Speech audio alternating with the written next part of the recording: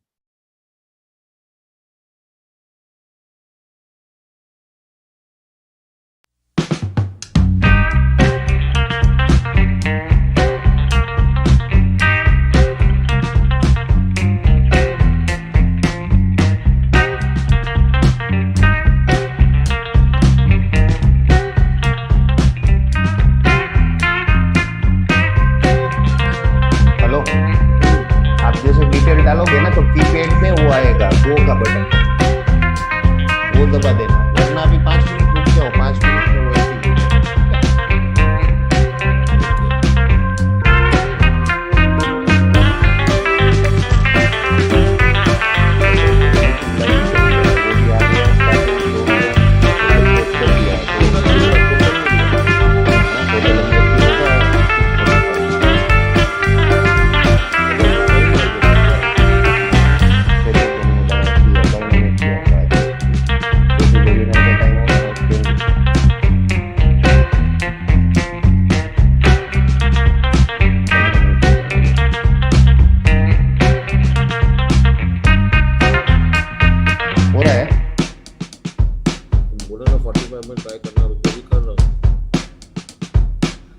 नहीं हुआ है। कोई प्रॉब्लम नहीं, 4 मिनट बाद ऊपर चल तब सेट है। आज पूरा यूपीएससी डाल दिया है ना।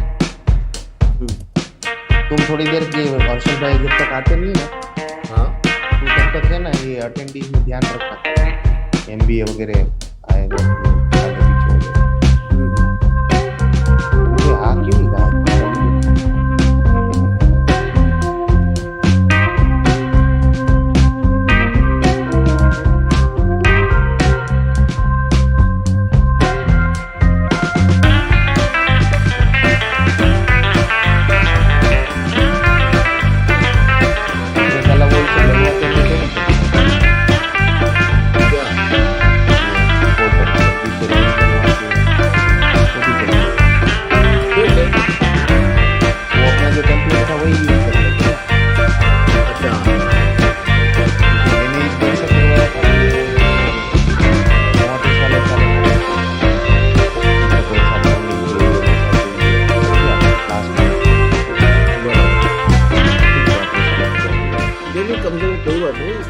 एमएचजी के तरफ से किसी को भी कोई कमी नहीं दिखेगी ना। अपन जो करके दे रहे थे, जो एमएचजी का जो फॉर्मेट था जो मिल रहा था तो वही मिलेगा।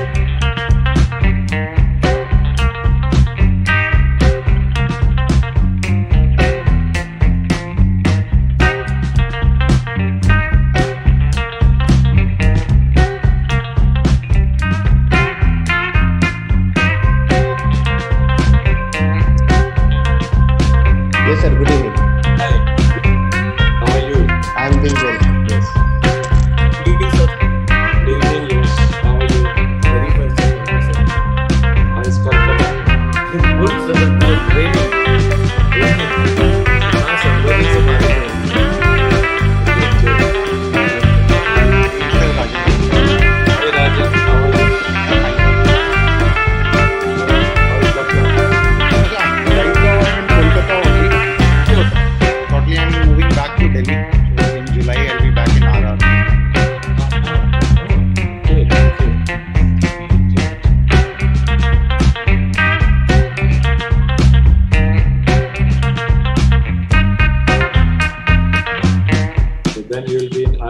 long inning? Oh, maybe not, sir. In army, it's not long inning. It's couple of years, I guess. I don't know. 3 years is the average. Sure, sure.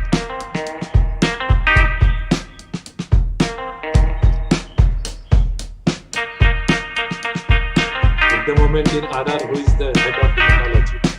So right now, Pramanik is there. So he is coming to Calcutta. So I'm going in his place there. Just exchanging.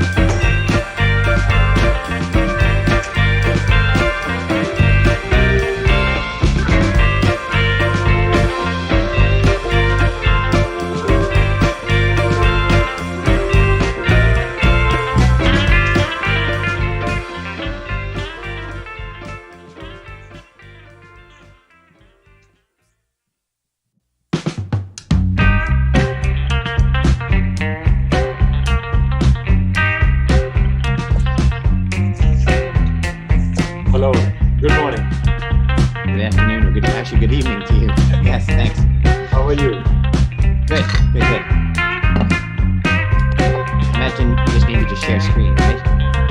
Yes, Kampesh, can you check? Yes, please, sir. I'll go ahead and do that. Make sure it's working. Hold on.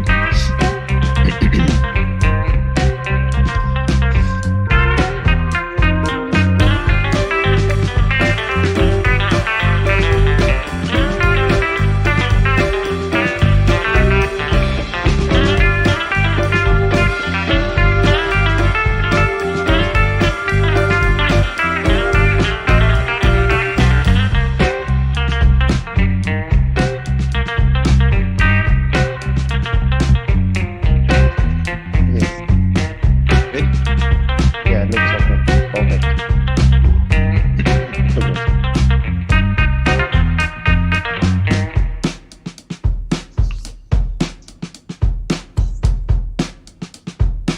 You know, during ASH and some other presentations, there's been a video in an upper right corner or something along those lines. I don't imagine that's not the case here. It's just a Zoom with the full screen is showing the slides. There's no, I know during Zoom you could obviously see who's speaking in the panelists. It's usually a box, but it's not part of the video, is it? It will be there. You will be seeing Okay. the slide and you. Yeah. And with ASH, they some other presentations, they always have you leave the right corner of the slides blank because otherwise you're always blocking the data or whatever you're trying to say, and the slide goes to your face. Here is, I will be seeing completely and you will be on the side. So like a double. That's better. Sounds good.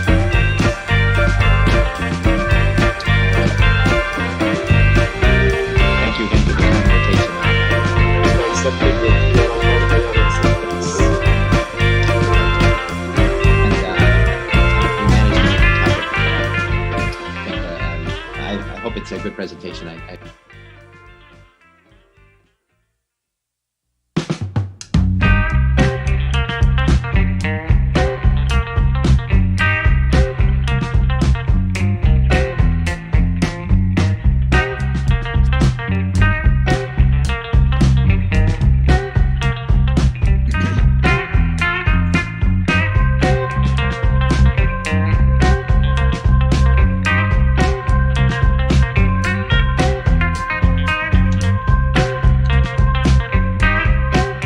it's completely virtual, yeah. So the audience is all virtual.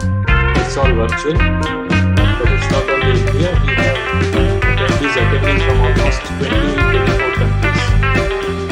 That is the problem.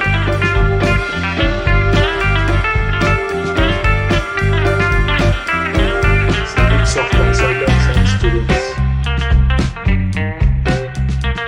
Congratulations. It's a great program. Series you put together. Yesterday was day one. It went we had a lot of discussion. I'm sure same will happen again. So the talk is like, it's 40 something slides, but I'll make sure to keep it in 20, 25 minutes, and then there'll be a time. Yeah, we'll have discussion for 15 minutes with you and then the panel. Okay.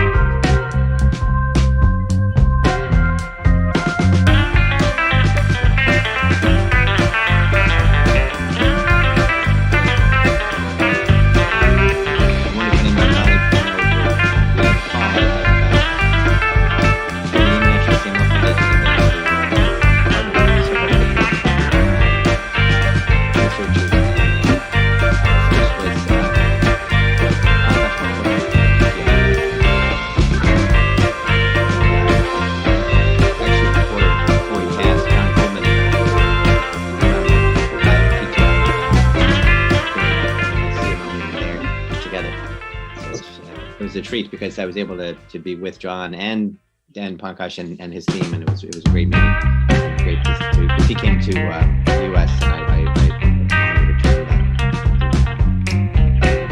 the honor of seeing him. This was exciting. John Campbell.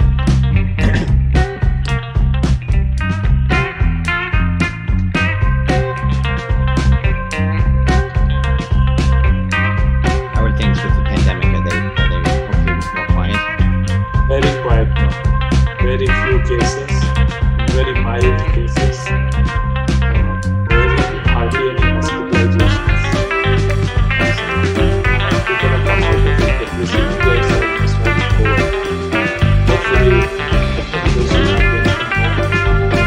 Just next to China, the situation is not so good. The situation in maybe the first is a little bit. Yeah.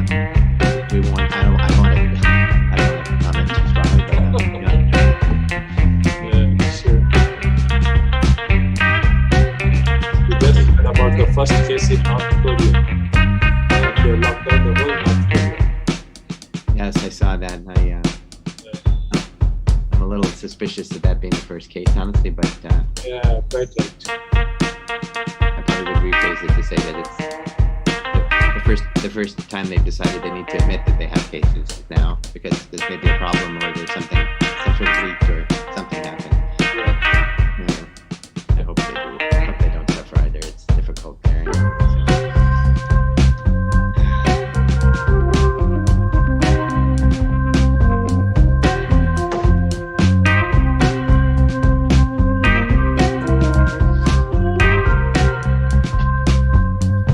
I remember you had described the patients have fairly easy access to or they have access to Assistant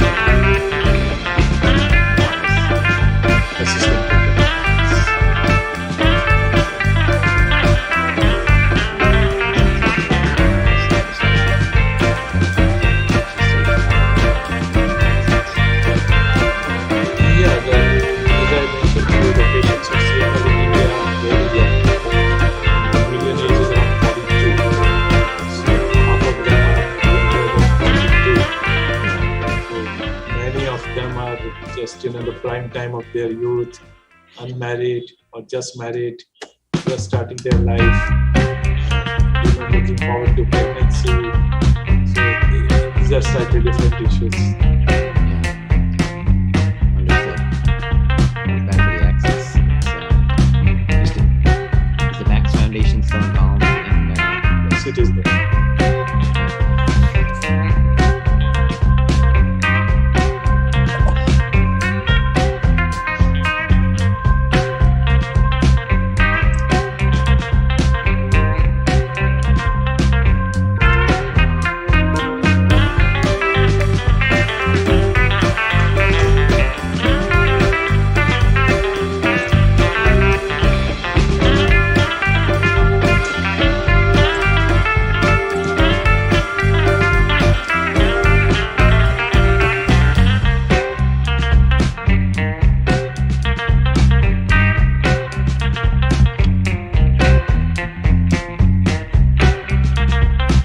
So Prabhula, are you ready?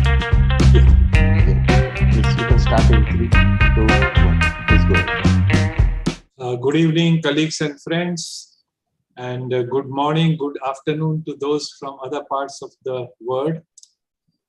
This is 5th Academy of Clinical Experts, an update in hematology, including hemato-oncology. This is a 3-day event brought to you by Mumbai Hematology Group, supported by Novartis and managed by Perfect Square.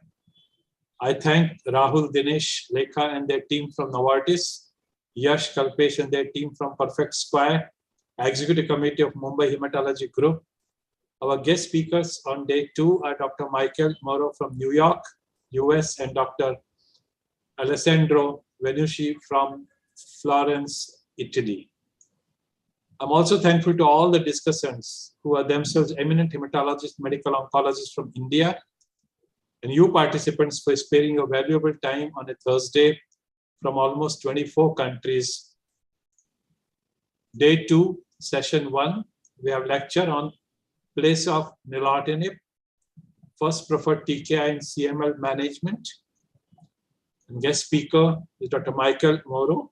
He's leader, myeloproliferative neoplasms program, member, Sloan, professor, Cornell, New York. This will be followed by a brief question and answer session with Dr. Michael, and then a panel discussion to be moderated by Dr. Tufan, who is professor and head at NRS Medical College, Kolkata.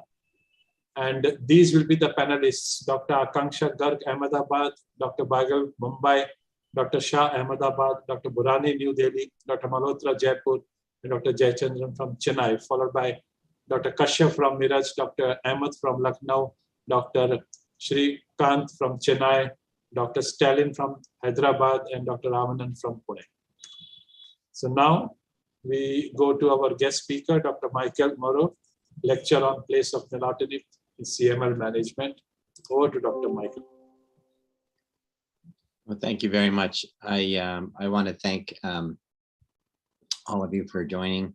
I'd like to thank Dr. Agarwal and the Mumbai Hematology Group for the kind invitation, and of course Novartis, company I've partnered with in research for more than 20 years now. And I'm honored to today tackle the question of the place of nilotinib, as is it our first preferred TKI choice in CML management, and really just talk about management of new diagnosis CML. The disclosures for me are listed here. I do, as I mentioned, have institutional research funding from Novartis and other partners in this space, and I have consulted and spoken on behalf of several of the companies that work in this space as well. And I'm glad to partner with a number of different charities and patient advocacy groups, which are listed on the bottom.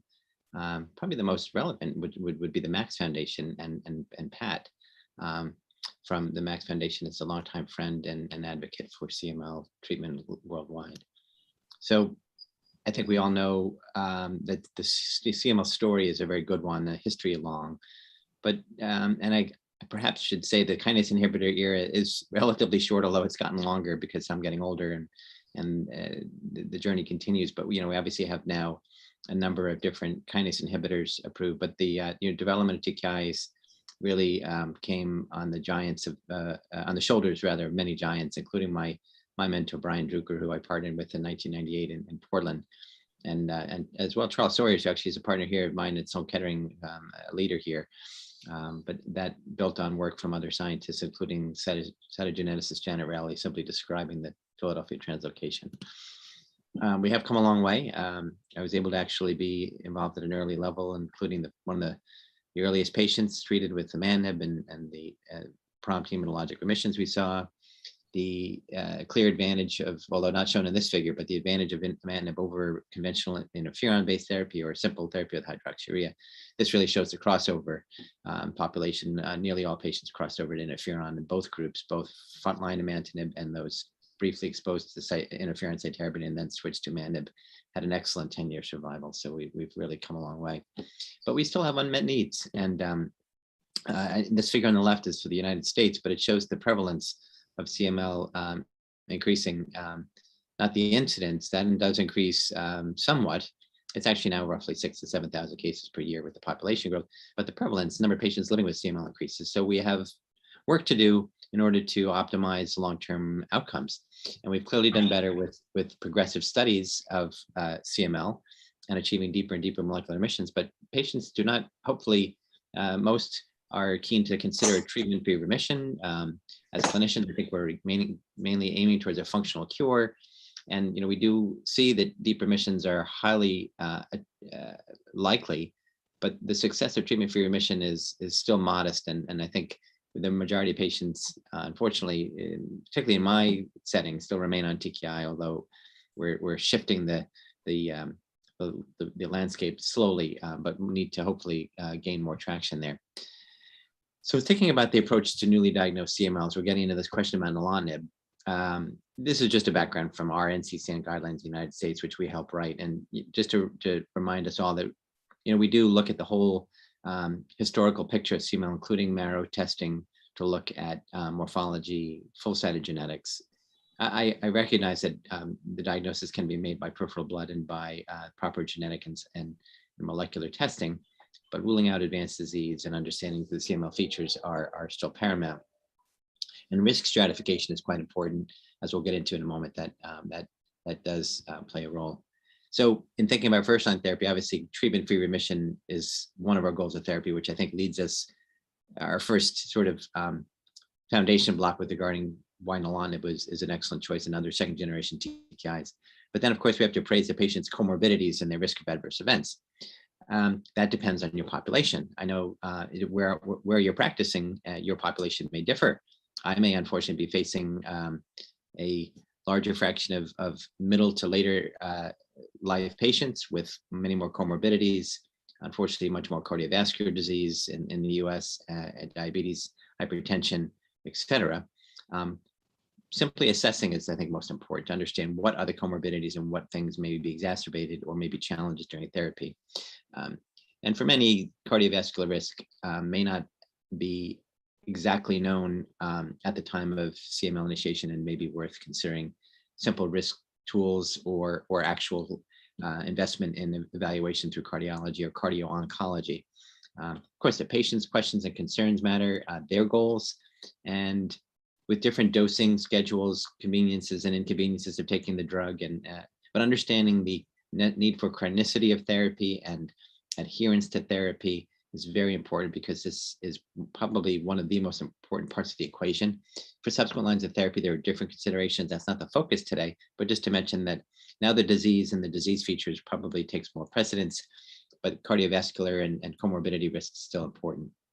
So the US guidelines do take the stratified approach of low or versus high risk and stack, if you will, imatinib with the alphabetically listed second generation TKIs as all as preferred regimens for a low risk patient, but for patients with greater risk by conventional so-called risk, still the second generation agents, again stacked alphabetically, not by their choice, are recommended first beyond imatinib. So I think you can see how we feel about it in the NCCN guidelines, but I think again, there are many things that enter into the decision about choice of TKI in the frontline setting. Of course, response is key, and that, again, another foundational block as to why second generation TKIs offer advantages, because the rapidity and the likelihood of molecular response is greater with second generation agents. And with regards to the tempo and the requirements, the guidelines have a very good visual representation of how early molecular response is supposed to look, where we really are starting to take note, even if patients as early as 3 to 6 months don't have transcript levels below 10% or early molecular response. Things then change a bit with regards to the tempo of response. Again, optimal responses per the ELN, which I haven't put in the talk, but you know that they're a bit more lofty, and I think probably a little bit more true to what we'd like to see, which would be prompt early molecular response at 3 months, prompt deeper molecular response, equivalent of a cytogenetic complete remission by 6 to 12 months, and a major molecular remission as early as possible, because we know that is very protective. All the way back to the IRIS trial with imatinib and CML, the patients who achieve an early major molecular remission are really now dismissed, for the most part, the risk of progression of CML to advanced phase, which is very important. So what have we seen in randomized trials? So the decision trial for dasatinib, just to mention, did show advantages with regards to the fraction of patients achieving major molecular remission. Early molecular response there was a trend for improvement, and over time we saw that deep molecular remissions were also achieved in a higher fraction of patients and faster. There were no differences in overall and progression-free survival statistically, but again, I think we see the advantages of dasatinib over imatinib were touted.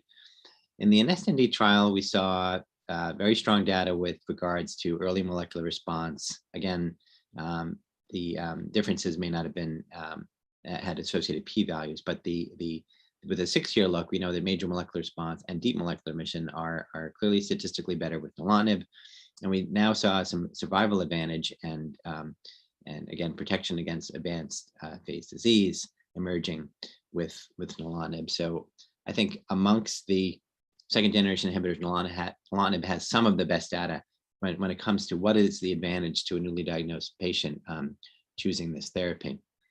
With a longer term look, more recent publications of 10-year data, it's true that while responses may not continue to accrue once a high fraction has been achieved, so the differences between 5 and 10 years aren't very different, but the bottom figure shows the patient eligibility for treatment-free remission. And you can see that while there is, it was touted that there was a catch-up, if you will, with imatinib, we continue to see a consistently higher fraction of patients with nilotinib able to enter or be considered for a TFR.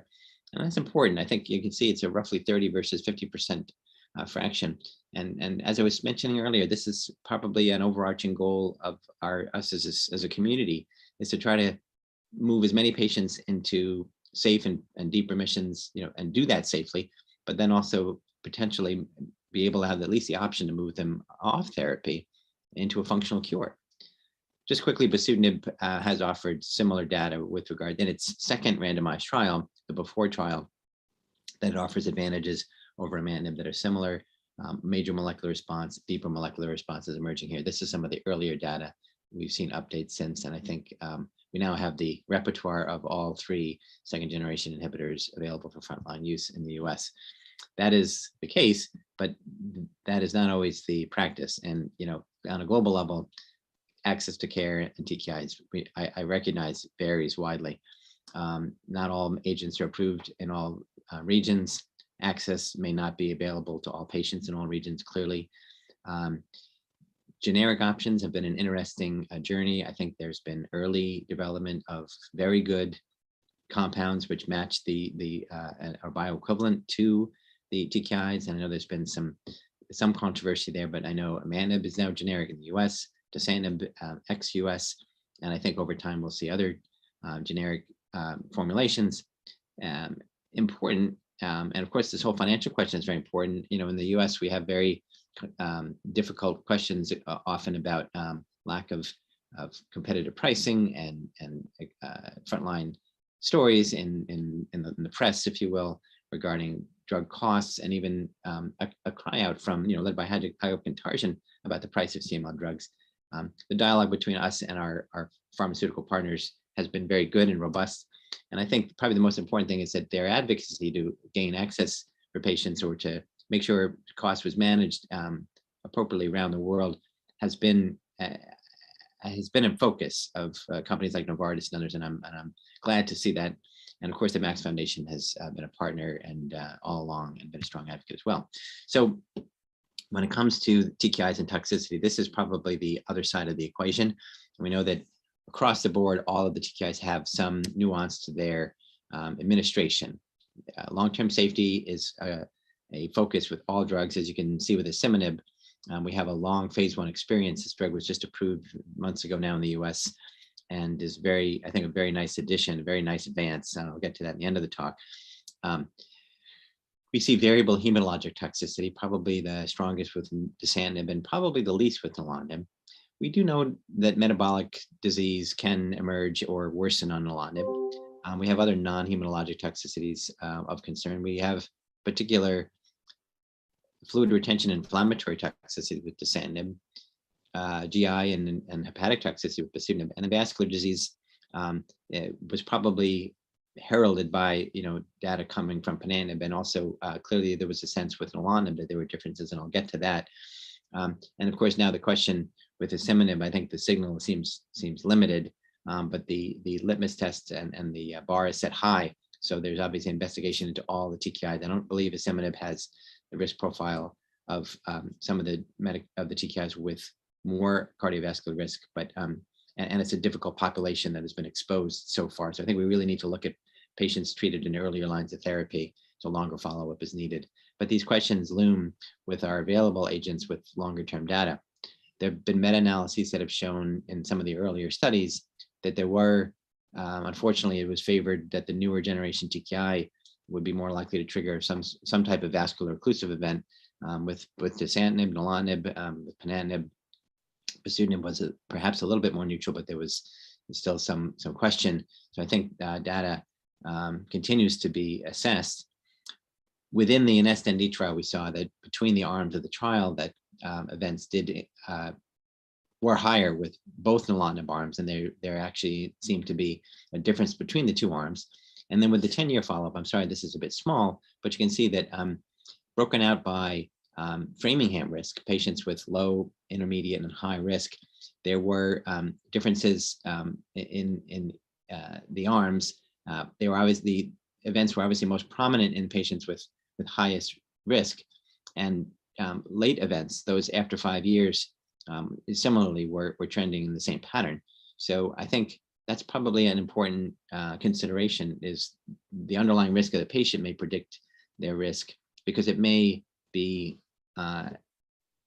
intrinsic to the patient, but also potentially exacerbated by therapy or metabolic changes, et cetera. But that definitely is an important consideration. And as we get to the question about what is our best first-line therapy, I think an important principle of saying that a better first-line therapy would potentially spare a patient from prolonged therapy. And this is looking at cardiovascular events year to year on TKI therapy. It goes out to 10 years. Now the fraction is going to increase because the denominator is shrinking, but you can see in the early years of therapy, the event rate is more modest. Again, that may have something to do with the denominator, and there are differences between imatinib and nilotinib. But if we are able to spare patients from prolonged therapy with TKIs, we may be able to spare ourselves from some of the ongoing risk of excellent CML therapy, although with potentially some ongoing risk of vascular events, again, which may be age-related, patient-related, and therapy-related. How do we manage this? I've tried to help partner with cardio-oncology and other specialists to develop guidelines, which are very straightforward, that simple things like blood pressure checks, blood sugar, and diabetes assessments. Routine EKG testing is recommended for nilotinib, for example, and probably warranted with other drugs. Ponatinib may have the most robust requirements, if you will, or suggested requirements that it's needing to, based on, we may want to think about studies for underlying vascular disease, such as ankle brachial index, perhaps nilotinib as well. Hypertension may be even more of a consistent pattern with ponatinib, so it needs to be followed.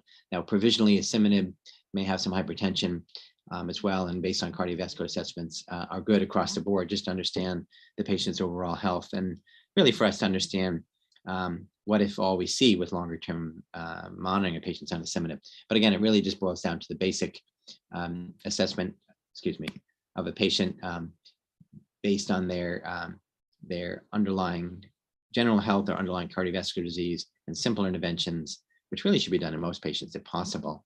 And they may not necessarily be the job of the hematologist, although contact may be limited with other physicians. We have the luxury of cardio-oncology in some centers in the US, cardiologists consulting, and primary care physicians, but often it's down to the CML physician to corral this behavior and to suggest to patients to for example, to try to look at smoking cessation, blood pressure control, weight management, et cetera. What other things can we use? There are tools that can predict the arterial occlusive event risk, such as the SCORE chart. This is just some data with ponatinib showing the difference between a patient with a high or low SCORE chart having cumulative incidence of arterial occlusive events. The tables, which are based geographically in Europe and based on different regions, so they may not apply in your home base, and they may not even apply in my home base of New York City, for example. They're country based, but they do give us a path, at least, to have a systematic way to assess risk based on simple parameters. And interesting things matter. For example, in the UK, your postal code matters when it comes to cardiovascular risk. But it's all about knowing the patient's underlying risk so we can manage. And we do have some ongoing studies, such as this study, which looked where we're studying baseline characteristics of patients on any of, at least at the time, imatinib, dasatinib, nilotinib were the available TKIs. We're looking at collected data spanning the cardiovascular space to understand which tests are predictive and which would be highest yield potentially to integrate into our practice. It does include some metabolic parameters. It does include some investigational biomarkers and things along those lines as well. So what do we do to try to better manage this risk besides understanding the patient? We clearly have seen movement towards dose modification and as a way to mitigate toxicity. As I mentioned earlier, perhaps the best way would be to finish therapy, to think about treatment-free remission. That's coming in a moment. But with dasatinib, we've clearly seen sequential dose reduction. Our first approved dose, 140 down to 100. Single-centered data from MD Anderson, very good looking data showing that 50 milligrams may nearly eliminate pleural effusions and preserve response or even enhance response. We obviously would like randomized data. Many people view this as strong enough. I think that remains to be, that's an individual decision. With nilotinib, very nice data from Delphine Ray, or led by Delphine Ray in Paris. The NILO-RED study showed that dose reduction for toxicity over concerns over the same really was able to allow for preserved response and even patients able to move on to treatment-free remission, not at with lower likelihood of success, actually with greater likelihood based on perhaps some selection, but very nice data. Bosutinib, obviously we saw a dose reduction, and ponatinib needed to go back to the ponatinib studies need to go back to the drawing board with the OPTIC study, asking the question about dose, still supporting a dose reduction once response was obtained, but showing that 45 milligrams still was the proper dose. But clearly, we've adjusted the dose across the board when it comes to TKIs. So just a word on the NILO-RED study, which again, patients generally reduced from full dose down to 400 milligrams roughly, somewhat lower, somewhat higher, and showed that the proportion of patients continuing to move into deeper remissions by month 12 was favorable. And treatment-free remission, which did happen, again, was not inferior, was probably superior, potentially because of this notion that lowering the dose as a prelude to treatment-free remission may unmask some patients who may not be ideal for treatment-free remission. So if patients continues to meet criteria with dose reduction, the proportion was higher. So I think this again is very encouraging. Lower dose dasatinib, just again in a word, the data here, this is not a randomized trial. This is a comparison from the dasatinib study. That's the 100 milligram data here in red versus the 50 milligram data in blue, actually looked better when it came to cytogenetic responses over time and major molecular responses over time. That may be due to dose intensity and dose density, patients being able to take drug. Again, this was a smaller study at a single center, so we have to keep that in mind.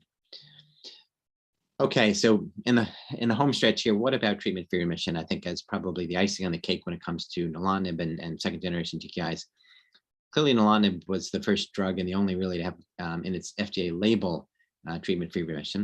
And I think it's important to look at the way the label reads. Actually, it's a bit different than some of the guidelines we see in the NCCN or the ELN. It looks at 3-year treatment duration, patients who've maintained deeper remission for just 1 year prior to discontinuation. But then again, those who are eligible need to show a so-called complete molecular remission or an MR 4.5 at the last assessment prior to discontinuation. And of course, they should have had blast crisis. They should have this be their first attempt, and they obviously need to have easily measurable transcripts. So, with this setting, I think we see that treatment-free remission may be the most simple and the most accessible from nilotinib, which I think is an important consideration. The guidelines in the US, again, ask for 3 years of treatment and a 2-year duration of an MR4. Similar advice regarding the availability of testing. At the current point, monthly testing is recommended for 6 months, and then it's tailored thereafter. The ELN, again, has more detail and looks at what I call minimum ideal criteria. And the ELN acknowledges the Euroski data in that the optimum duration may be more than 5 years of TKI therapy, deep molecular remission for more than 3 years. And this is based on the fact that with mainly a data set of imatinib treated patients, that was the optimum yield of TKI therapy, meaning where it would move the odds of successful treatment-free remission up the highest. We're at that point with imatinib. It may be much shorter with second generation TKIs. Another sort of pillar to the question we have today, which is nilotinib a preferred first-line TKI? And I think that may be the case, as I mentioned earlier. we've done some studies in the US looking at treatment-free remission across all TKIs, imatinib, nilotinib, dasatinib, and bosutinib. And really, we've been able to show that we were able to reproduce the data that's been seen in industry-supported studies. The early PCR testing was probably predictive of outcomes. And again, that was a notion that had previously been put forth, and we were able to support that as well. There's this question about TKI withdrawal, and about a quarter of patients, generally with under imatinib studies, have either inflammatory symptoms or other non-specific symptoms. Although some of these may be related to c-KIT, as was alluded to by colleagues in the literature.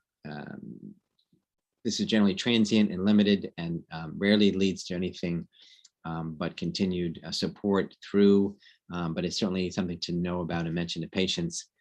Interestingly, our data did not show as strong a pattern of withdrawal or symptoms upon discontinuation. We mainly saw relief of some of the TKI related adverse events. We also piloted digital drop PCR as a predictor, and showed fairly strongly that that may add predictive value in treatment-free remission settings, although this assay needs to be widely available to be more useful. Acknowledging that other approaches are clearly leading the way, the DESTINY study showed, as was perhaps alluded to in that small series of patients in the NILO-RED study, that a dose reduction may narrow the population slightly and optimize the odds within the population remaining eligible for treatment-free remission, with the odds of treatment-free remission being higher in this study for patients who were able to maintain a deep molecular remission with dose reduction. You can see slight differences between those sustaining an MR4 versus an MMR, but I think this is a nice potential approach. And back to our question about nilotinib, I think if we think about the NEST Freedom and the NEST Stop trials, which were either frontline nilotinib studies or second-line nilotinib studies, you can see that obviously second-line nilotinib studies take more time, and the duration of total TKI treatment prior to TFR is going to be longer because patients require to be optimized with nilotinib and then consolidate with nilotinib, at least as it was in the study framework. But with direct treatment with nilotinib, the duration of total TKI treatment can be much leaner. And I think this is an important consideration. And again, probably something supporting the argument that nilotinib as a first preferred choice makes sense with TFR as a goal, and under the right monitoring and scrutinizing of patients' risk, managing adverse events, and so on. Just a footnote, what's really happening with treatment-free remission is interesting in that data from quite a while ago now from the Australian group showed that that patient-specific genomic DNA PCR still shows BCR-ABL transcript.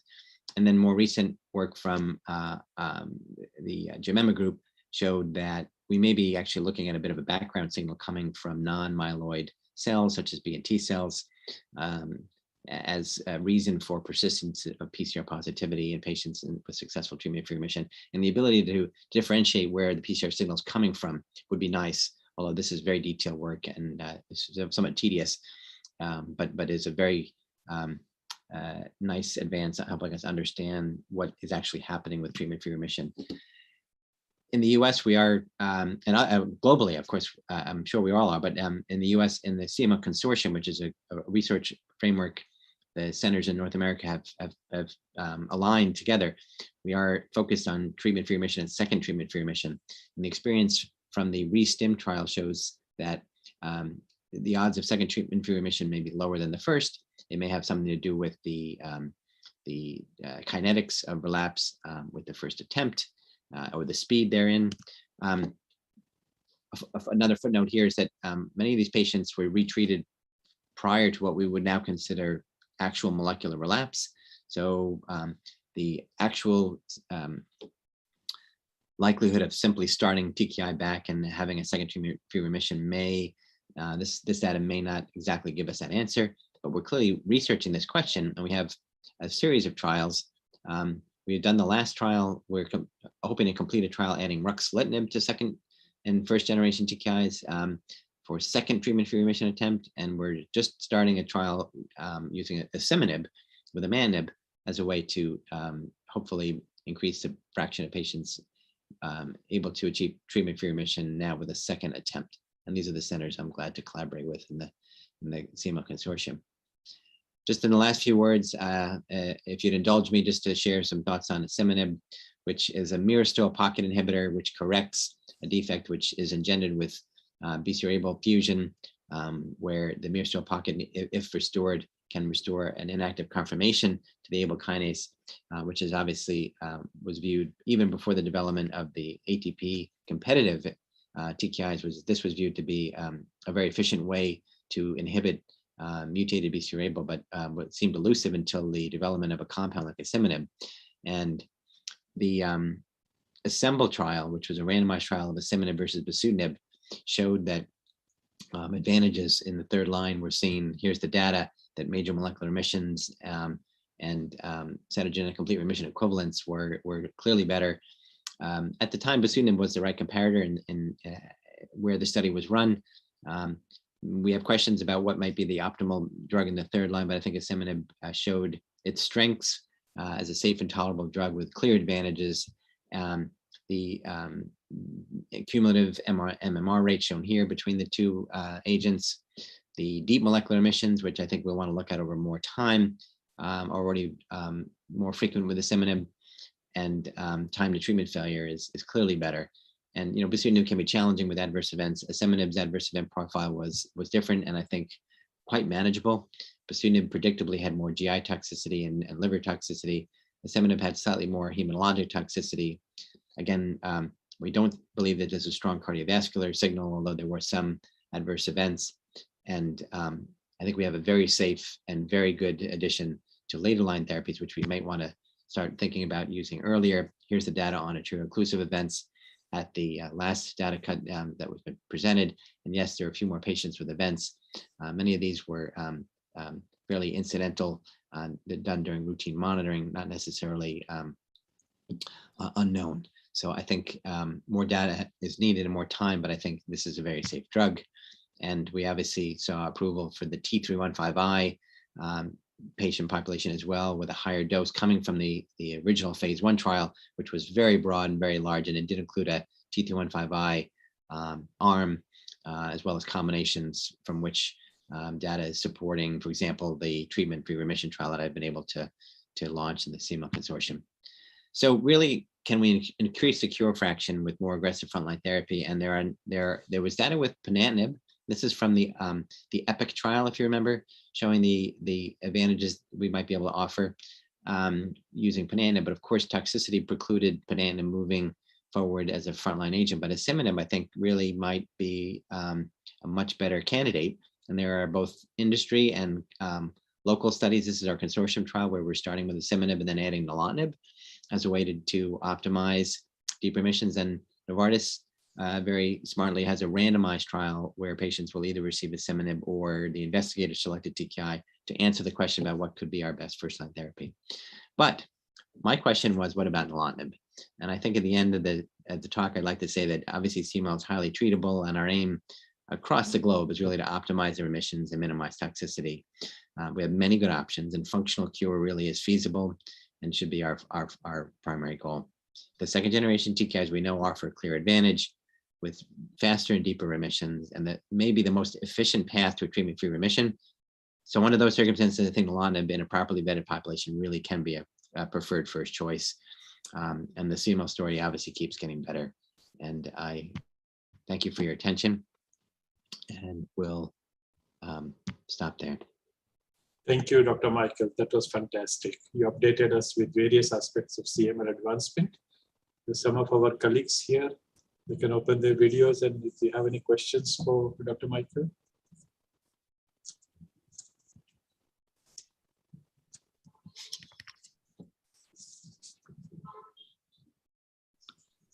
Yeah. Yes, Akanksha, go ahead. Yeah. Hello, sir. Thank you for that very nice comprehensive talk. So I have a question regarding asciminib. What are the indications of using asciminib in frontline? And does it have any CNS penetration like as we see with dasatinib? So what about the CNS activity of asciminib? Well, thank you. That's very forward-thinking questions. I think we don't really have a sense for frontline use yet. We have trials where we're going to position it against available TKIs. We're going to potentially take advantage of the ability to combine, as you see. I think the thought is that by more efficient BCR-ABL inhibition, frontline use of asciminib potentially could mirror what we saw with ponatinib, spare patients from relapse, move patients more quickly into a treatment-free remission stance. All those questions remain to be answered.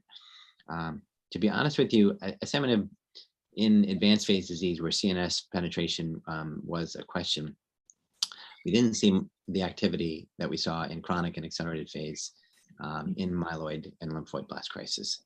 I think there's still interest in investigating it, for example, in combination with lymphoid induction regimens or other non-chemotherapy approaches.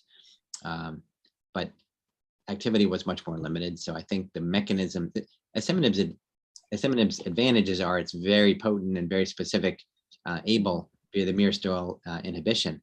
But I think with advanced phase disease or with CNS disease, which again stems generally from advanced disease, the mechanisms by which those cells proliferate and cause difficulty are probably beyond just ABL in many cases, or they may be beyond ABL. So I think that's where the limitations are. Your exact question about CNS penetration, I don't recall the data. I will try to have a quick look before the end of my time on video, and we'll kind of just note it. I don't know if we know much about CNS penetration because the studies have been limited and the activity has been somewhat lower. Thank you so much. Thank you. Any other question? Yes, Rajesh.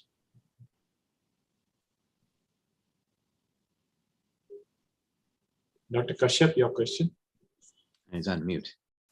So yeah, please unmute. Yeah. Sorry, sir. Thanks for your kind talk, sir. It was very interesting. My question is, there's a lot of talk going about these days of doing somatic mutation analysis in de novo CML patients. How do you think you can place it in today's day-to-day clinical practice and its relevance? So I believe you're alluding to the question about what is the role of other myeloid mutations? What's going on beyond BCR-ABL. So yes. I think we clearly know that there are patterns of certain mutations, not surprisingly, the ones we think about, zinc finger mutations, ASXL1, other pathways. They're seen in patients with complex CML, seen in patients with poor response, with progression of disease. But you're asking a very forward question too. What about the day-to-day practice? Should we be doing that as a screen, to understand who might appear to be, a garden variety chronic phase CML patient, but may actually wind up with difficulty, and we could potentially treat them differently.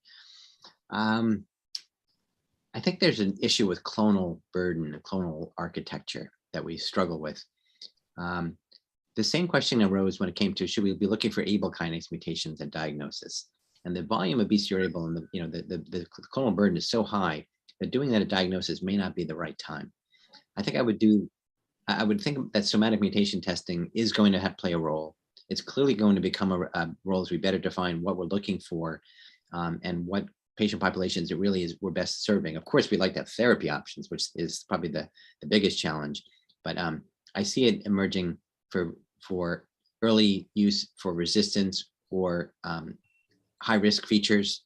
The patient with flow cytometry with lymphoblasts in the bone marrow, where they otherwise look like chronic phase CML, that's actually now defined as an accelerated phase feature, although that's an occult feature. So I think that's an area we could sort of chase those patients.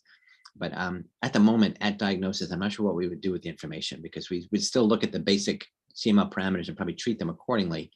And we don't necessarily have a TKI that's particularly suited for somatic mutation bearing patients per se. Some might propose that the more broader kinases, ponatinib, et cetera, dasatinib might offer advantages there, whereas asciminib, is a very potent ABL inhibitor. It remains to be seen. I better stop there because that was such a good question. I could just go on hypothesizing further, but I think you're looking into the future, and I think that's going to be something we use. If I'm permitted to ask another question, so we're looking at some recent studies which now say the velocity of decrease in the BCR level from the baseline to the third month is a better predictor of a response to TKIs. So we have started doing it, and the initial data does show that if you see the velocity of curve decreasing is a far more better way. So how do you would take that and see it coming in as a part of a standard practice rather than doing at 3 months, 6 months, and 12 months and just the BCR levels? I don't believe you're alone. I think other groups have asked the same question. I'm glad you're generating data to prove that, because picking an arbitrary point in time and an arbitrary level based on an assumption of a starting level is not going to suit a population, whereas the velocity is going to normalize across a population with varying transcript levels at diagnosis and sometimes variable testing. A lot of studies that are looked at 3-month testing, if it's slightly early or later, can shift the data quite significantly. So I think it's I congratulate you if that is bearing fruit, and I think you're right. I think in my own practice, I try to individualize what I think is EMR testing by looking at what was the initial baseline, when was the test done, what is the delta over time. I think there's been data about 1 month testing, looking at velocity, the halving time. I think that's all going to bear fruit, and we may have better tools to discriminate, assuming we have good availability of high quality PCR, which could be a limitation. A lot of, I also know that sometimes patients don't have the access to have many PCR tests. So one would be the optimum time to measure transcript levels in a patient at a global level is probably the best question. Much like in treatment-free remission, just how many PCR tests do we need to do to understand who really is at risk for kinetic relapse and needs retreatment? We've gone through multiple different iterations in the NCCN guidelines about how frequently it needs to be done, and it's gone backwards and forwards. Thank you, sir. Thank you. One last question from Dr. Bhause. Thank you, Dr. Moro, for a talk. With the recommendation of NGS for TKD mutation analysis, now we see compound mutations and low frequency mutations. So how do you handle that? You can repeat that. So you're saying you see compound mutations and low frequency mutations in tyrosine kinase domain. So with the increased sensitivity, so how do you handle that? So again, correct me if I'm wrong, but sort of low-level mutations in patients that you're not trying to sort out what is the meaning of a low-level ABL kinase domain mutation with greater sensitivity sequencing. Yes. I think that's a very good question, because from the very beginning, I think we've had questions about persistence and clonal architecture, and do all identified ABL kinase mutations, do they always associate with clinical resistance? I think, I'm not sure what to say, because I think the clinical response and the clinical parameters always trump, the observation. Sorry to use that word. They always overtake or predominate over the potential identification of a low-level mutation. But clearly, a patient with that type of testing available to them would require more vigilance, repeat testing, very careful clinical assessment. The other challenge is that the repertoire to switch TKIs based on kinase domain mutations, that never matured to the point that I think we'd all love to see, where we have very tailored therapies based on certain mutations. We have empiric data based on resistance patterns coming out of trials. Of course, we have kinase inhibitors now available that are very broad and really should not be dependent on kinase domain mutations like asciminib and ponatinib. Although there are some nuances with P-loop mutations, with asciminib, and there are some limitations with compound mutations if you're seeing those. So it's tricky. I would say the clinical parameters would be still most important, but if you have the ability to inquire, I think those are clearly that's a population where resistance is clearly emerging much more frequently when you do see low-level mutations. Thank you. Thank you. So we'll move on to the panel discussion now. So the panel discussion is on the same subject, that is nilartinib. Is it the preferred TKI in the management of CML? Moderating will be Dr. Tufan Dola, Professor and Head, Hematology Department from NRS Medical College and Hospital, Kolkata. And the panelists will introduce to you. We have Dr. Akanksha Garg from GCRI Ahmedabad, Dr. Bhausai Bagal from Tata Memorial Hospital, Mumbai, Dr. Chirag Shah from Apollo Hospital, Ahmedabad, Dr. Dinesh Bhurani from Rajiv Gandhi, Delhi, Dr. Hemant Malhotra from Sri Ram Cancer Center, Jaipur, Dr. Jay Chandran from Cancer Institute, Diyar, Dr. Rajesh Kashyap from SGPGI, Lucknow, Dr. Rayaj Ahmed from Rajiv Gandhi, New Delhi, Dr. Shrikant from Apollo Main Hospital, Chennai, Dr. Stalin Bala from Nizam, Hyderabad, Dr. Vijay Ramanan from Ruby Hall Clinic, Pune. So over to Dr. Tufan to conduct the panel discussion. And Dr. Michael is also there with us. Yes. So good evening and thank you very much for the kind introduction. I am sharing my slide. My slide is visible. My slide is visible. Yes, sir. Yes. Yes, I am audible also. Yes. Yes, perfect, Dolai. Go ahead, Yes. please. Okay. Thank you, MA also, sir, and thanks from the Mumbai Hematology Group for giving the opportunity to discuss the important panel in the nilotinib. Basically, we'll be discussing the place of nilotinib as a first preferred TKI in the CML management. We heard the beautiful lecture from Dr. Winkle. So I think the lot of practical problems we face in our day-to-day clinical practice. So in that aspect, I will go to the panel discussion and we'll try to take the opinion from the different panelists. Miracle sir already announced that our galaxy of the panelists. I'm not going into detail. I'm directly go to the case. So my patient is the case number 1 is a 67-year male, as a diabetic, hypertensive, and also the well control, and have been diagnosed as a CML chronic phase, diagnosed in December 2018, and had been started with the imatinib 400 mg once daily, and achieved a good hematological response. And the BCR ABL is 3.6% after the 15 months. So he has not achieved the milestone according to our milestone schedule. So according to the ENL, so the patient is the imatinib failure because it's the BCR ABL percentage is quite high. So my first question to Dr. Akanksha, in your clinical practice, what will you do next? Dr. Akanksha, please. Yes, sir. Thank you, sir, for the question. So here we have a 67-year-old man who is a known case of type 2 diabetes as well as hypertension, although he's well controlled. And he's been on imatinib 400 milligram. And at the end of 15 months of therapy, this patient still has an MMR, has not achieved an MMR, and the BCR ABL transcript is more than 1%. So as you rightly said, this is a case of imatinib failure.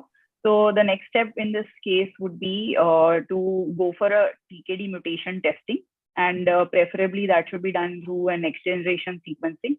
And along with that, till the turnaround time of the testing is there and we are able to get the reports, I would shift him to a second line TKI, probably either dasatinib or bosutinib. Nilotinib, again, because he's a hypertensive and diabetic patient, he would still be at risk of certain cardiovascular events. So I would probably shift him either to dasatinib or bosutinib. In the meantime, wait for the TKD mutation analysis reports. So Okay. that will be my practice. Right. So thank you, Dr. Akanksha. Thank you, sir. Tufan, can I add something? This is Hemant Malhotra from Jaipur. Yes. So I completely agree with Dr. Akanksha, but there is one thing which I would like to do even before that. I would like to make sure that the patient is compliant. The number one reason for any of our TKIs not working is non-compliance. And in our country, as per published data, it could be as much as 20 or 30%. So the first thing which we need to do, and we need to send this message to our younger colleagues, is that you must check compliance before you do anything. Don't change anything. don't get a TKI mutation testing done. First, make sure that the patient is taking the medicine.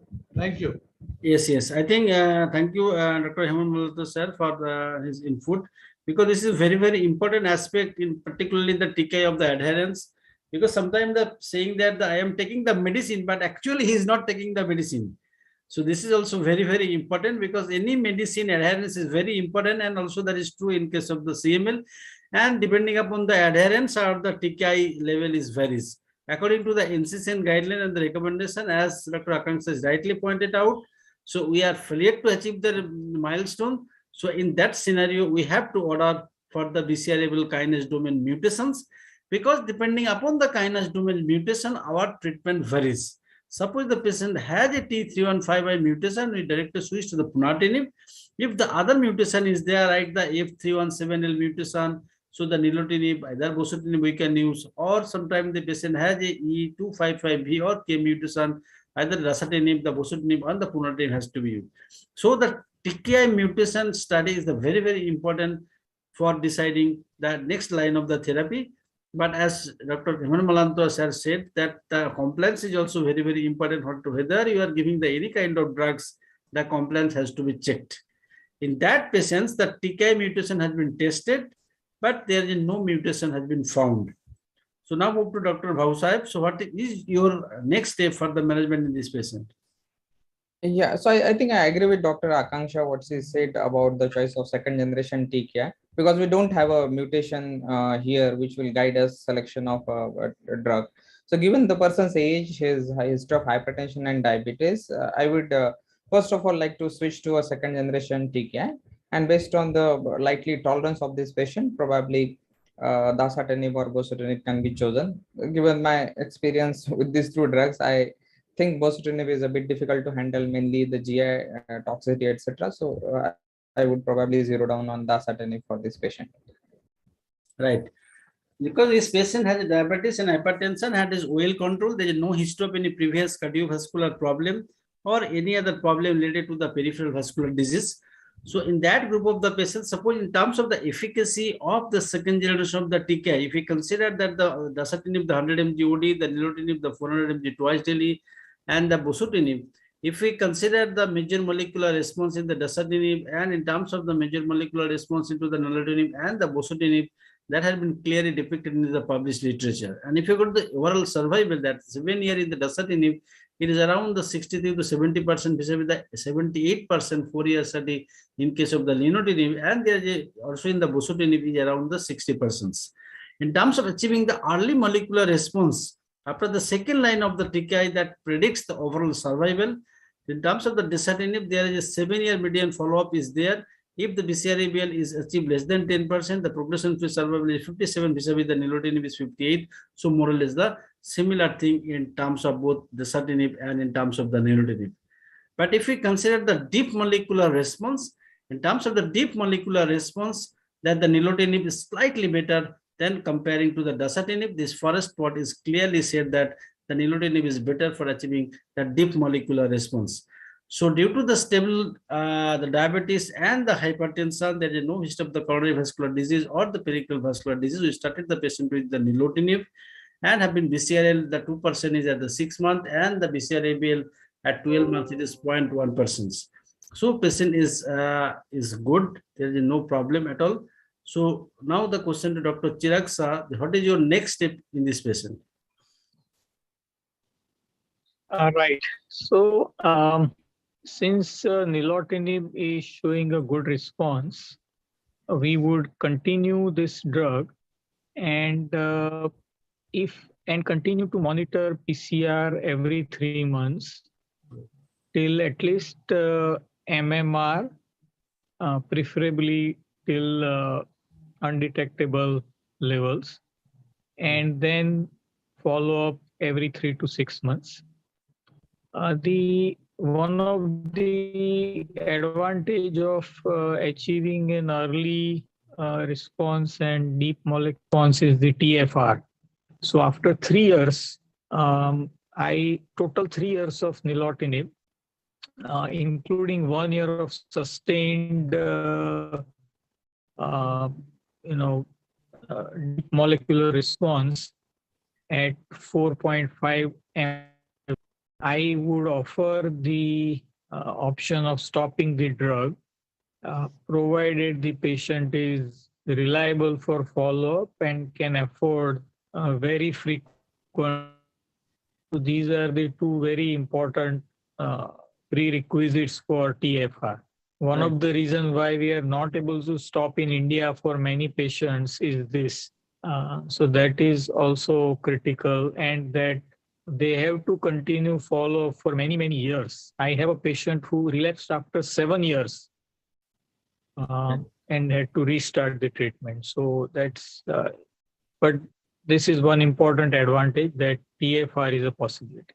Right. Thank you, Dr. Chirag. But another aspect you also consider in this patient has a little bit elderly patient, has a diabetes and hypertension. You should also consider the side effect profile also. So you have to be more vigilant in terms of the cardiovascular and the peripheral vascular event also. So I think along with the monitoring, as Dr. Chirag is rightly pointed out, so you should also monitor the patient for the adverse event. So now, can I add something again? Yes. Before interrupting again, Yes. I think this patient already has two major cardiovascular risk factors, and we are introducing another one in the form of nilotinib. So we have to really truly control his diabetes very well, control his hypertension very well, and institute all forms of primary and secondary prevention for vascular disease. You have to make sure that this patient is counseled, that he should not gain weight, he should exercise regularly, he should get his lipids done, checked very frequently, and if he does have dyslipidemia, then a statin also should be started. So full attention to prevention of coronary artery disease also should be done. Thank you. Right, I think, thank you. So can I take opinion from Dr. Michaels? Sir, what is your opinion in this patient? Well, I think you raised excellent points. The question of, is there a contraindication to a drug, is probably the thing that I was thinking about. I think if someone has diabetes, what we know is that either prediabetes can convert to diabetes, people may develop glucose intolerance, or diabetic control may require more therapy on nilotinib. Complications from diabetes would ensue if it's poorly controlled. Hypertension is very pervasive in the population, should be able to be treated. So if this patient was truly well treated, I think, if data and convenience and choice was nilotinib, I don't think he has a contraindication. Dr. Malhotra's comments about adherence, I think, were also really important. The most common reason for response to trail off or to be short would be patient adherence. So I think, I just wanted to echo those 2 points, that defining a contraindication to therapy is challenging, given the frequency of comorbidities in the population at large, especially in my practice. You guys may have a little bit of an easier time with maybe case 2 as an example of that. But those are my comments. Yes. Thank you. If I'm allowed, can I make a comment, sir? Yes. So, see, really in Indian setting, the amount of time spent for, say, CML patient is very less. In the sense, we are not really seeing only CML patients. And again, looking into all these comorbidities, there are a lot of data with Framingham, this criteria and all, but that doesn't hold good in India. To really say, in the past 2 weeks, I have seen 2 complications with nilotinib. We have hardly 100 patients with nilotinib, either on second line or first line. About 2 patients, one with the peripheral vascular disease and one with the stroke. So both of them are fairly controlled patients. So a long run, I don't think so. Nilotinib really has a lot of issues in Indian patients. Really, the metabolic profile of patients in the West is different from the metabolic profile of patients in India. So we have to be really cautious, and we have to really do all the investigations.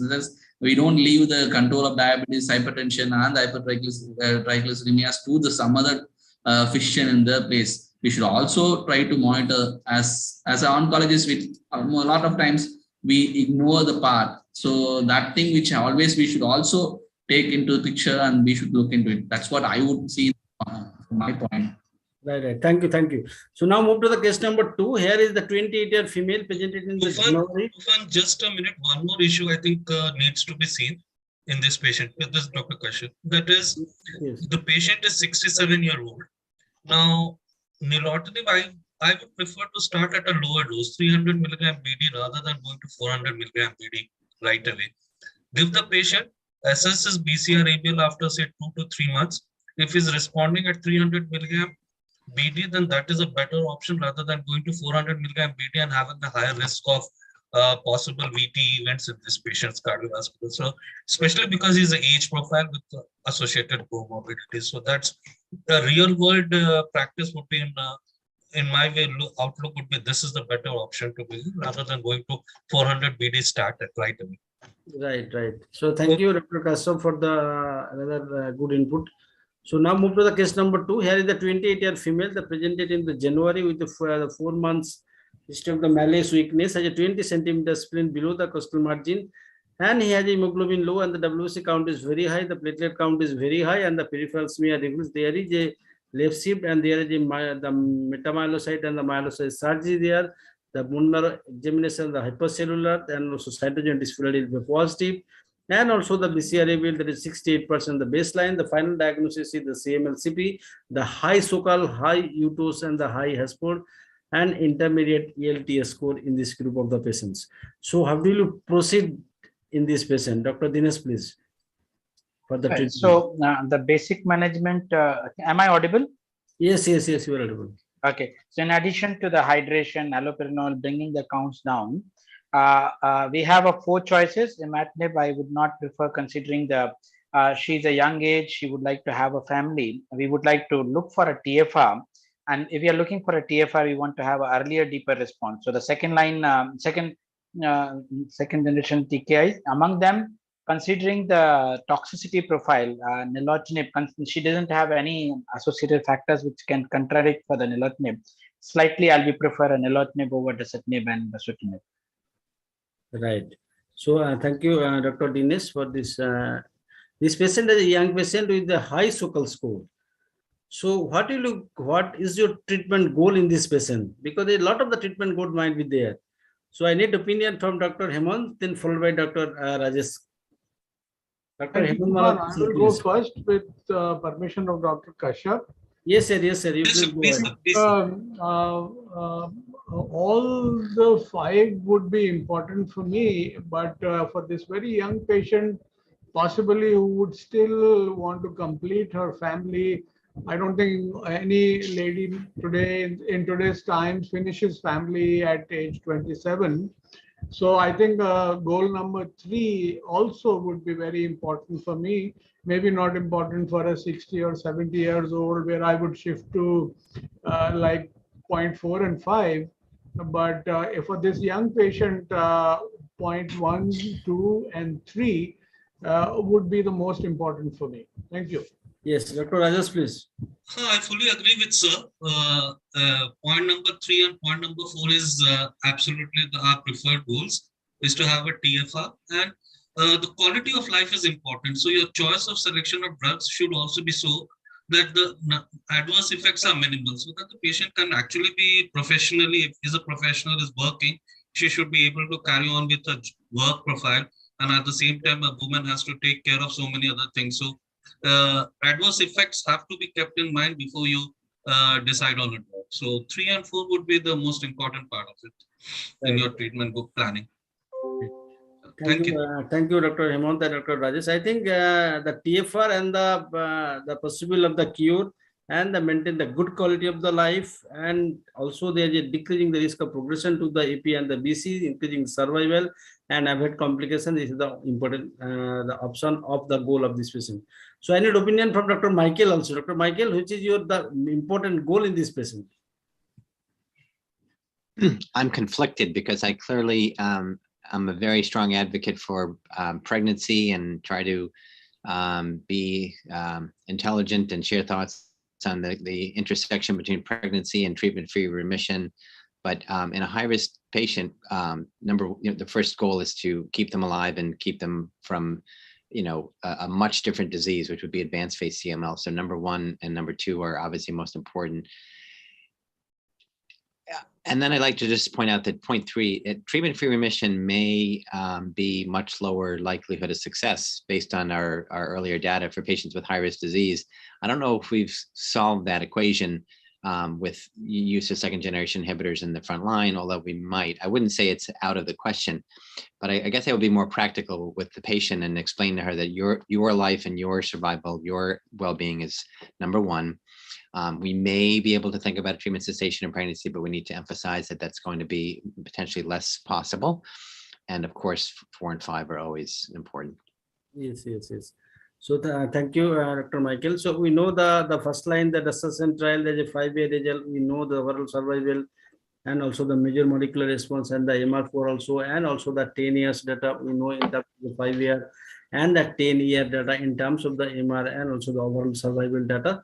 So that both the drugs is good. So this patient have been started with the nilotinib, the 600 mg per day, has a quick hematological response and the molecular response with the minimal toxicity. The 6-month BCR level is 0.12 and 8 weekly follow-up. Now the report with you with the positive pregnancy test and the LMP is the 6 weeks back. So now in your clinical practice, what will you do? Dr. Jayachandran, please. Thank you very much for this excellent question, sir. The CML and pregnancy is close to my heart. And I have about 15 to 20 young ladies who are in my care. And I take care of my CML clinic. Fortunately enough, CML clinic was today. I just finished a clinic. So right. I had seen about 6 patients who are either expecting or something. So of this, I had about 3 girls bringing their babies to show me after the delivery today. It's very fortunate to have this question incidentally.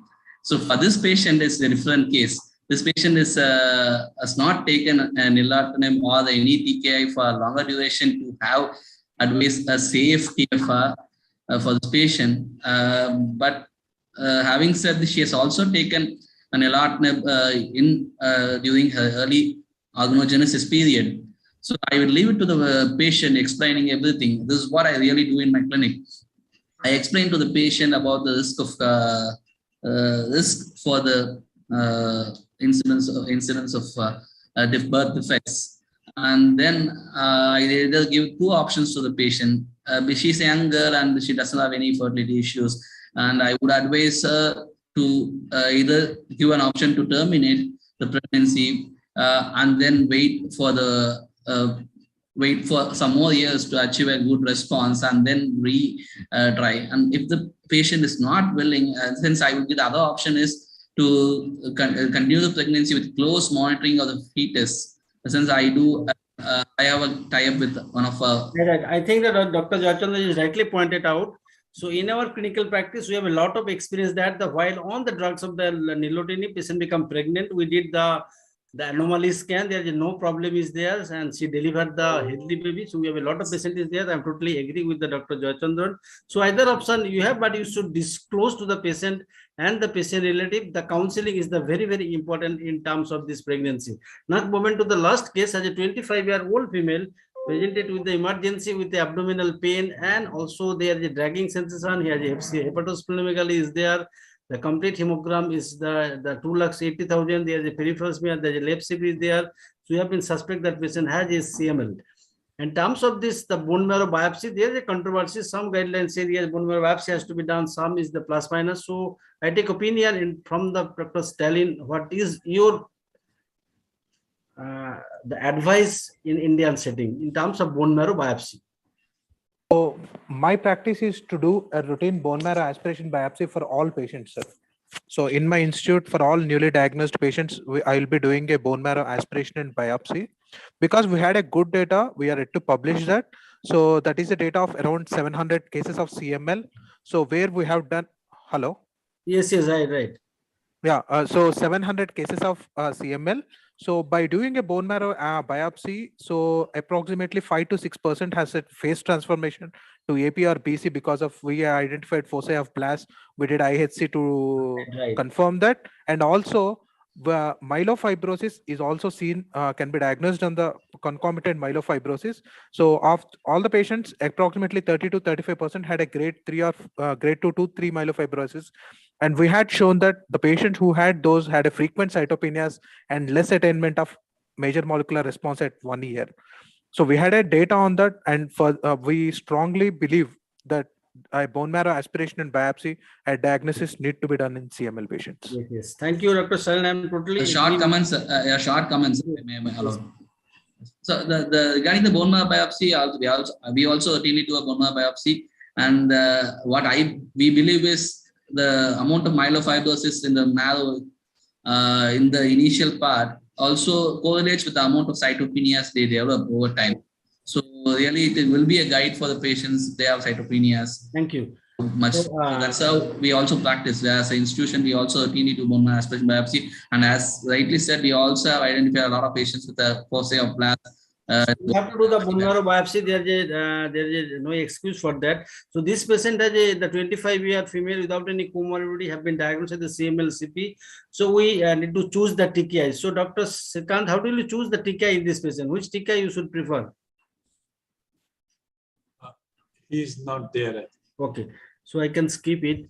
So this patient has a 25-year. There is a so-called intermediate without any comorbidity. There is a we have been treated with the imatinib, 400 mg/OD. There is a good tolerance, adherence. There is the MR achievement is also there. Now she wants to conceive the pregnancy. So what is your advice, doctor? Vijay is also not there.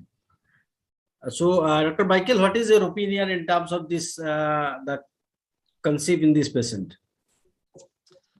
Again, I would ideally like to see a patient have a safer entrance into pregnancy by means of having them either be eligible for or have a successful TFR.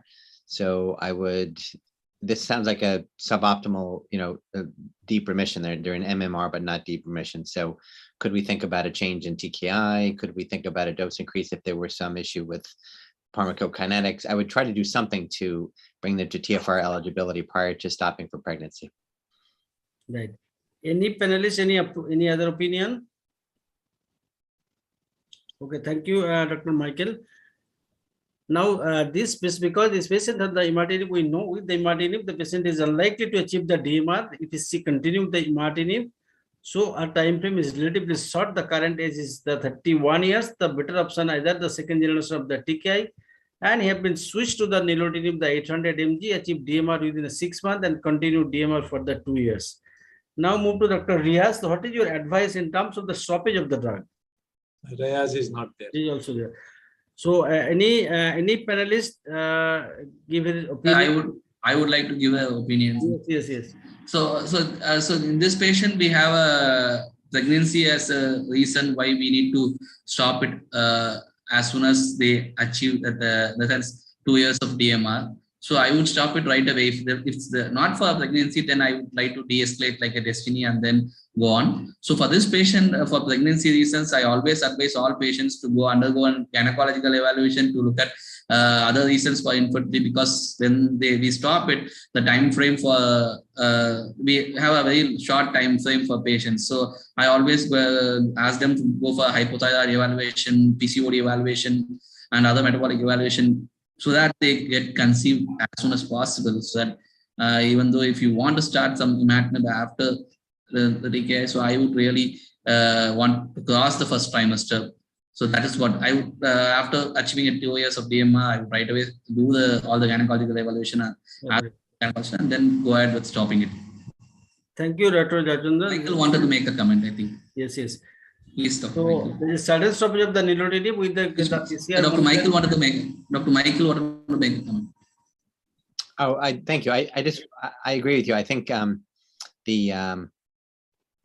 the ideal situation would be to have some sense for TFR, so maybe a few months off treatment prior to trying to conceive, or if the agenda is very tight and the patient wishes to try to conceive. In some patients, I've been able to pilot, and we've been able to, with a lot of education, have them continue TKI, interrupt when they believe they're fertile and they've tried to attain conception. If they conceived, they stay off therapy. If they haven't, they go back on medication. So they do receive some therapy on and off during the period when they're attempting conception. It's very difficult, though. You need a woman who has access to rapid pregnancy testing to have the insight into the fitness, healthcare wise, to do all that. So it's not for everyone, but it can be done. Yes. Thank you, Dr. Michael. So this patient has been conceived that after 2 months have been delivery healthy male baby. He have been restarted the nilotinib. Breastfeeding is avoided. Now she is 9 months post pregnancy with nilotinib.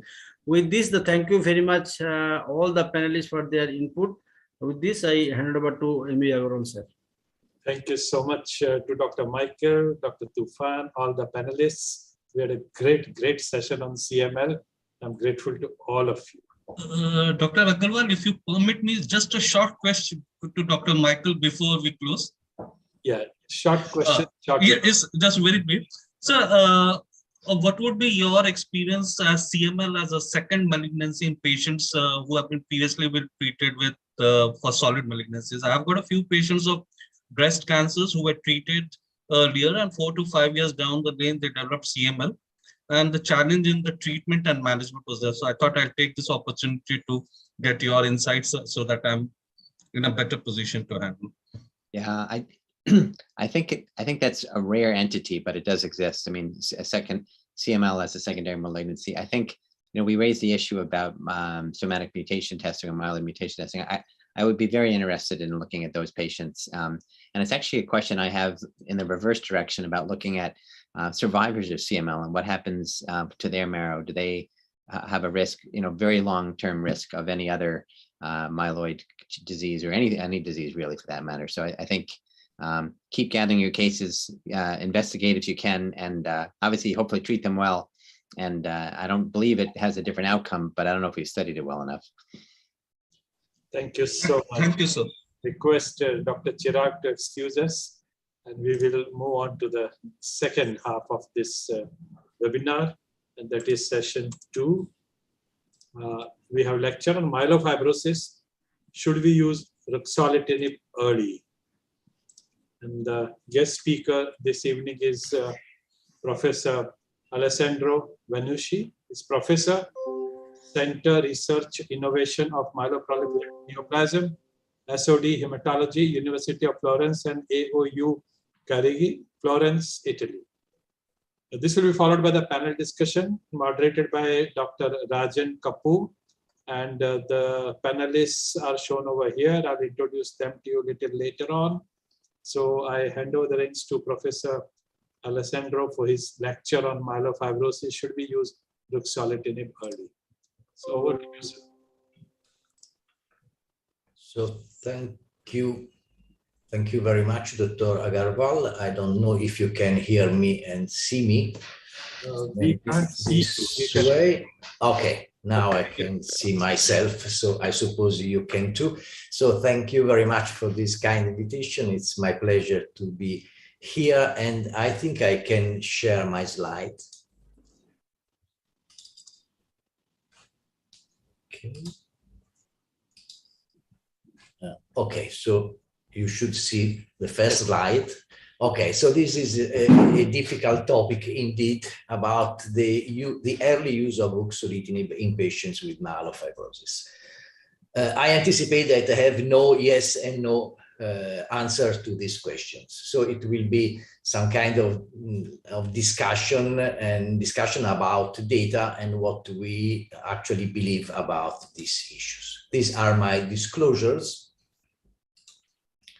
So when we face a patient with myelofibrosis, we know that this might be an overt primary myelofibrosis or a post-PV, post-ET myelofibrosis. But there is another entity in the WHO classification that is represented by prefibrotic primary myelofibrosis. And this is an entity that in terms of clinical management is largely managed as for patients with ET, since we know that the main clinical issues are represented by vascular events. However, we also know that compared to ET, prefibrotic primary myelofibrosis has a higher risk of transforming to overt primary myelofibrosis. And this typically happens probably, the data are still missing in large series, probably in around 20 to 40% of the cases, but this occurs over several years after the original diagnosis. One first point I would like to make is that I do not consider this prefibrotic myelofibrosis as an early phase of overt primary myelofibrosis. And so this discussion does not regard the patient with prefibrotic primary myelofibrosis, where the issues that we are dealing with about early treatment are indeed very exceptional.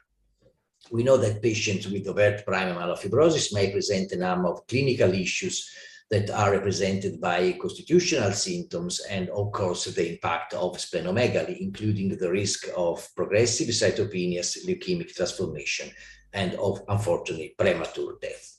So we know that treatment decision in the lack of any disease-modifying agents that might be curative apart for hematopoietic stem cell transplantation, is still largely informed by the disease-associated risk of dying in case of hematopoietic stem cell transplantation and these symptoms in case of drug therapy. We know that overt myelofibrosis is a progressive disease. In this large series from the Mayo Clinic that collected, you see more than 300 patients at the time of diagnosis. After 1 year from the diagnosis, the proportion of those who showed anemia, thrombocytopenia, increase of blast, transfusional needs, increase of symptoms, and increase of splenomegaly tend to increase. So myelofibrosis is clearly a progressive disease, and we might expect that over a few months, over a few years, most of the patients will have an increase in the symptoms and the clinical issues associated with the disease. This is why it is important, since the very beginning of the clinical history of a patient with overt myelofibrosis, to adopt scoring systems that allow to define the prognosis of these patients. Here, very briefly, is a list of the 3 clinical prognostic models, historical and still largely used models, that are represented by the IPSS at the time of diagnosis, dynamic IPSS at any time after diagnosis, and the plus version that also includes transfusion dependence, thrombocytopenia, and the presence of an unfavorable karyotype. And all we know very well that this risk stratification is used to assess the candidability of a patient to stem cell transplantation. Intermediate 2 and high risk myelofibrosis patients are recommended to be evaluated for hematopoietic stem cell transplantation. This is certainly not the case for patients in the low risk category and for the large majority of those intermediate 1 category.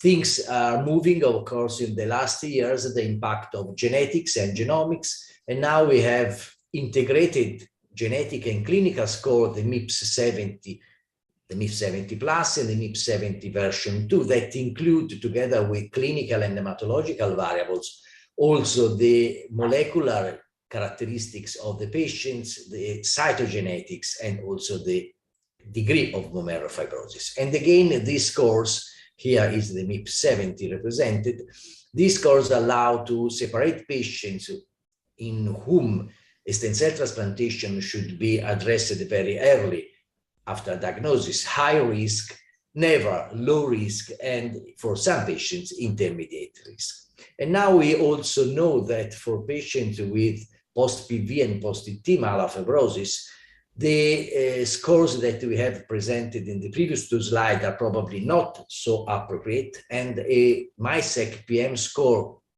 that specifically addresses patients with post-PV and post-ET myelofibrosis has been devised. And again, this allows to identify patients in the intermediate 2 and high risk category that are best candidates for stem cell transplantation. So these prognostic models have been endorsed by the NCCN guidelines that quite smartly divide patients with myelofibrosis into measured categories, lower risk and higher risk. And these are the details of the different risk stratification systems.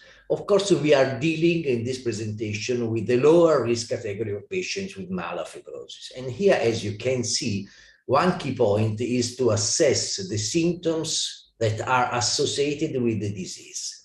And according to the presence or absence of symptoms, the management of these patients may range from just watch and wait clinical trial, but if symptomatic, the patient might be either enrolled in a clinical trial, I have to say very few at all for this low-risk category of patients, or being observed or received ruxolitinib, otherwise hydroxyurea, or in few cases, PEG interferon alpha. So it's clear from this slide that the assessment of symptoms, including symptomatic splenomegaly, represent the suggested turning point for treatment decisions in patients that have otherwise low-risk disease myelofibrosis. And we well know from the extensive work of Ruben Meza that tools for assessing symptoms directly from the patients have been developed, and this should indeed represent the starting time point when we face with a low-risk and otherwise low-risk patient with myelofibrosis in terms of deciding about treatment. So how can we therefore start to answer the questions of this presentation? I think that it's wise to start from the data that have been generated in pivotal studies that led to the approval of ruxolitinib in myelofibrosis. These were, of course, the two COMFORT studies, COMFORT 1 and COMFORT 2, that demonstrated an impact, a significant impact of ruxolitinib in terms of spleen volume reduction when compared with either placebo or the best available therapy. It must be underlined since the very beginning of this part of the presentation that all these patients were intermediate to and high risk myelofibrosis. So these data do not reflect patients in the lower risk categories. These two prospective trials also demonstrated a significant impact of ruxolitinib in terms of symptomatic improvement and improvement of the overall quality of life in patients with intermediate to and high risk myelofibrosis receiving ruxolitinib.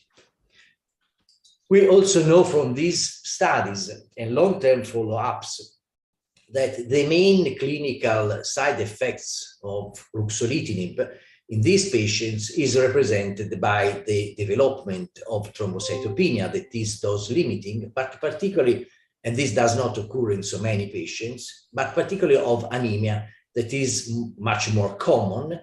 And anemia usually occurs in the first 6 months of treatment. In most patients, it tends to come back to the original levels, but some patients, about 20%, may still remain with some degree of anemia, and in about 10% of the patients, this anemia might also require transfusions. What is important to have in mind is that development of anemia is some kind of price that you have to pay to the favorable effects of ruxolitinib, and the development of anemia during treatment with the drug did not impact on the spleen volume reduction and the improvement of symptoms that patients obtained. Therefore, baseline anemia and anemia that develops over treatment may not represent a contraindication for the use of Rux. Of course, when we deal with low-risk patients, anemia is by definition not present. And of course, one key point when thinking about moving earlier a drug in the treatment of myelofibrosis is what we know about the impact of the drug on survival of patients with myelofibrosis. These are well-known data regarding the pool analysis of the two COMFORT trials that show clearly a significant impact of ruxolitinib where compared to patients treated either with placebo or with best available therapy in terms of improved survival. And this was clearly evident also by using an analysis, RPSFT, that included the fact that many patients were shifted from the control arm to the active arm. We also know from this data that the improvement in overall survival was related to the extent of spleen volume reduction occurred early at 6 months after starting treatment. And other data have also clearly associated with this improvement in spleen volume reduction with the maintenance of a full dose of ruxolitinib. And this might be relevant when thinking about earlier use of ruxo in patients with lower risk myelofibrosis. Finally, new data support a favorable impact of ruxolitinib in terms of survival. These are data deriving from a real-world prospective study, the EARNEST registry, that included almost 1,000 patients with myelofibrosis. The majority of these were treated with hydroxyurea, and they were compared with the group of patients who received ruxolitinib. And as you can appreciate, there was a statistically significant longer overall survival in patients receiving ruxolitinib as compared to hydroxyurea. And this was confirmed also by a propensity score matching analysis that actually included a small number of patients after selecting all the variables that allowed to consider these two groups of patients score matched, and the difference between patients treated with ruxolitinib, median survival 7.7 years, was even more evident as compared to 3.4 years for patients receiving hydroxyurea. So how is this kind of information useful for thinking about the use of ruxolitinib in lower risk patients? Because these data were generated in largely in higher risk patients with myelofibrosis.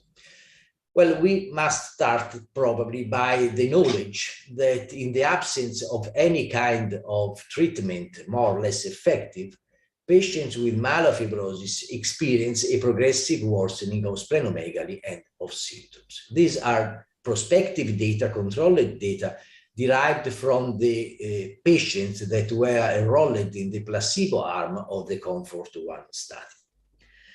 We also know that patients who are considered at a lower risk disease may indeed have symptoms that impact on their quality of life.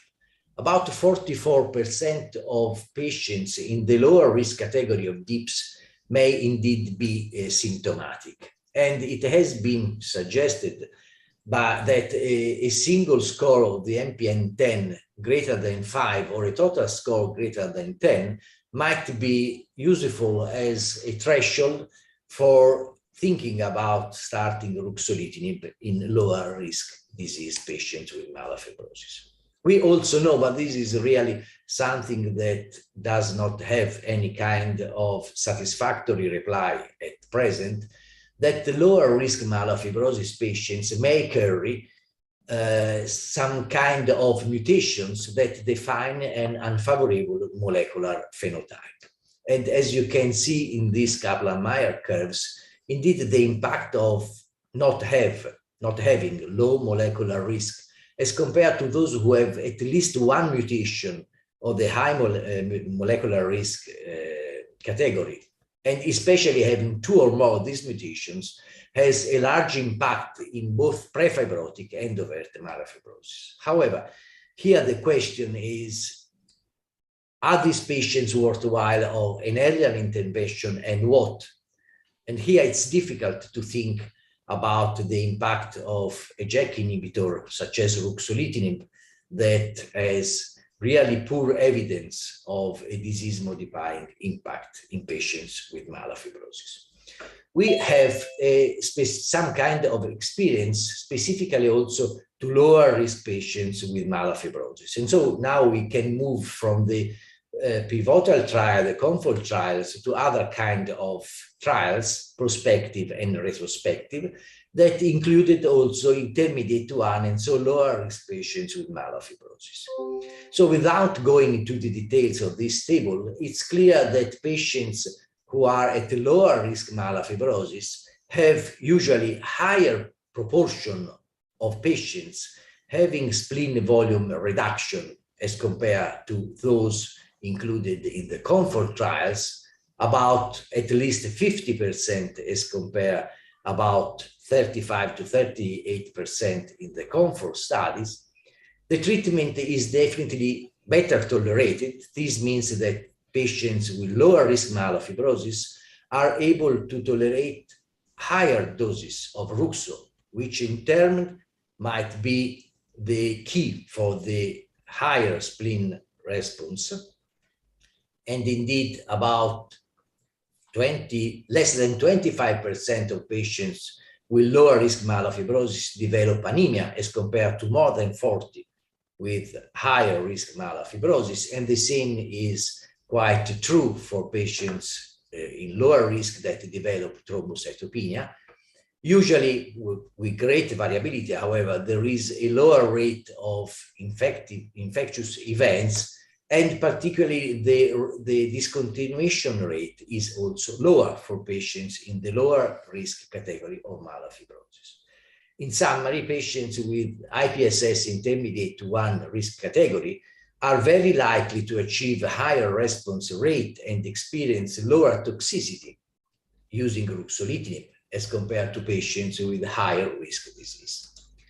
These studies also identified some predictors of response to ruxolitinib in patients with myelofibrosis.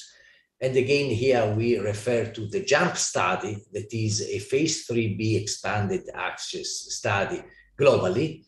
And in this study, variables that significantly impact on the spleen volume response are represented by the levels of IPSS score, intermediate to 1 low versus intermediate 2 or high.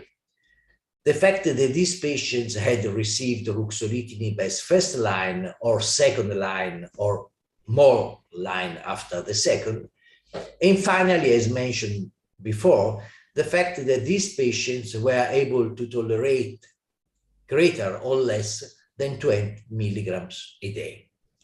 And it's clear from this data that lower risk myelofibrosis patients tend to have better platelet count, less prior treatments, and are able to tolerate higher dose of the drug. And these are data from a retrospective study. The JUMP was a prospective one. However, this is somewhat a real-world study that has been generated in Italy. And again, here, the inclusion of patients with lower risk myelofibrosis showed that the IPSS score was significant, starting with the spleen length from the left costal margin lower than 10 centimeters, not to be transfusion dependent, to have platelets greater than 200,000, and to have a time from diagnosis to ruxolitinib treatment less than 2 years, were all associated with greater response, spleen volume response. And what concerning symptomatic improvement, again, to be treated less than 2 years after diagnosis with the Ruxo, and to have a total symptom score lower than 20, were favorable variables associated with the improvement in symptoms. We know from other evidences, these are data from Sergio Vestovsek presented at the last ASH, that the treatment from diagnosis, the time from diagnosis to treatment is important in terms of tolerability to ruxolitinib, both for thrombocytopenia and for anemia. And indeed, less thrombocytopenia and anemia events were observed among patients who initiated ruxolitinib less or more than 12 months after diagnosis. And indeed, an earlier ruxolitinib therapy might produce better responses and more durable responses. Again, these data are from Sergio Vestovsek, and here you can see that starting less than 12 months from diagnosis produces about 48% of patients having symptomatic spleen volume reduction of 35% and greater as compared to 33% at week 24, and at week 48, the proportion was 44% against 27%. And these are from, again, the comfort studies. And starting earlier, associated with also, yet not significant, with the trend to have more durable responses depending on the time of starting treatment. At this point, it might be also worthwhile to come back to the survival data that I have shown earlier and trying to infer from this data in terms of what we are discussing about lower risk patients with myelofibrosis. And indeed, the analysis of survival data from the COMFORT studies might suggest that crossover from Ruxo, from control arm to ruxolitinib, and the gain in survival might indeed be primarily caused by a delay in the ruxolitinib treatment, since these patients were originally included in the control group and then shifted to the active arm of the trial. And also, if we consider the disease duration before being included in the treatment arm with ruxolitinib, again, this seems to be impacting on the survival in patients who initiated ruxolitinib before or after 12 months after diagnosis, while this was not impacting for patients who remained in the placebo and B80 arm, independence of the disease duration before starting treatment. Of course, nothing comes without any price, and when we use ruxolitinib, we have to face with well-known side effects and limitations. These are represented, as mentioned before, by the hematological toxicity, by the infectious risk. There are data suggesting also an increased risk of second neoplasia, particularly skin cancers. But after all, I think that we have to consider the limited anticlonal activity and the persistence of disease, even in patients who respond well to the drug in terms of spleen volume reduction and symptoms. And also, we know that treatment failure may occur in up to 70% of the patients at 3 years of treatment. Again, these data being mainly referring to patients with intermediate to and high risk myelofibrosis more than patients in the lower risk categories. So I'm coming back to the last slide, and these are the 3 key take-home messages that I would like to deliver. The first is that so-called lower risk patients with myelofibrosis, some of these may have burdensome systemic and spleen-related symptoms that impact their quality of life, and that accordingly also to NCC and guidelines might benefit from treatment. We know that ruxolitinib may be the preferred medication for the control of symptoms and splenomegaly in the general population of patients with myelofibrosis, and that if used in lower risk category, this treatment might be expected to be more effective and better tolerated as compared to patients in the higher risk categories. We know also from the COMFORT studies and from other real-world data that ruxolitinib might have a positive impact in terms of overall survival. But what we really miss at this point is whether early treatment of a patient with lower risk myelofibrosis with ruxolitinib might indeed translate in a gain in terms of overall survival. So this is my last slide, and I'd like to thank you for your attention and to acknowledge the contribution of people working in the Center of Research and Innovation of MPNs in Florence. Thank you. Thank you, sir. That was fantastic. We learned a lot. We have some of the colleagues here who may like to ask their difficulties to you. So may I request the Indian faculty to open their videos and please go ahead with the questions.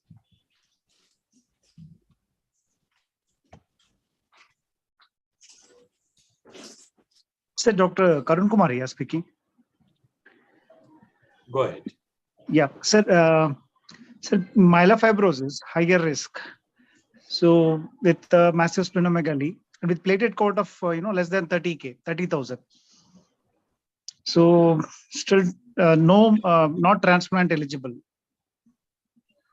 So your experience with Jakavi, sir, in such patients.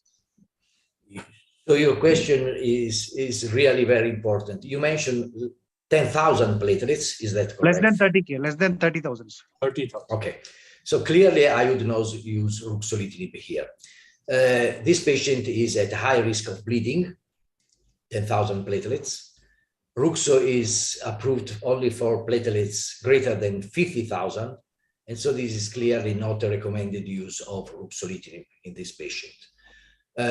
You are aware of studies that led recently to the approval of another JAK inhibitor, this is pacritinib, in patients with myelofibrosis, irrespective of the platelet count. And so if you plan to use a JAK inhibitor in a so heavily thrombocytopenic patient with huge splenomegaly, pacritinib might be the right drug rather than ruxolitinib. Okay. Okay. Sir, and in such patients, is there any lowest dose which is effective? No, when we, I know that we should not use it, no, such a low thrombocytopenic patients. Well, of course, I refer to what are the indications for the use of ruxo, but we know that in real life, sometimes you are, let's say, prompt or even forced to use the drug because the patient has huge splenomegaly.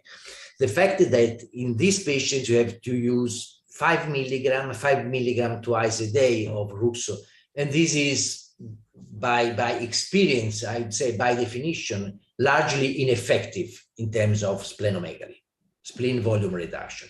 These low doses of ruxo may still carry about some improvement in terms of symptoms. And this might be one of the reasons why even this low dose of ruxo is sometimes used in these patients, even in these thrombocytopenic patients who also have symptoms, symptomatic manifestation of the disease, where some improvement is still possible. But I think that ruxo in so thrombocytopenic patients cannot be used at the full dose to have some impact on splenomegaly. So one more last question, sir.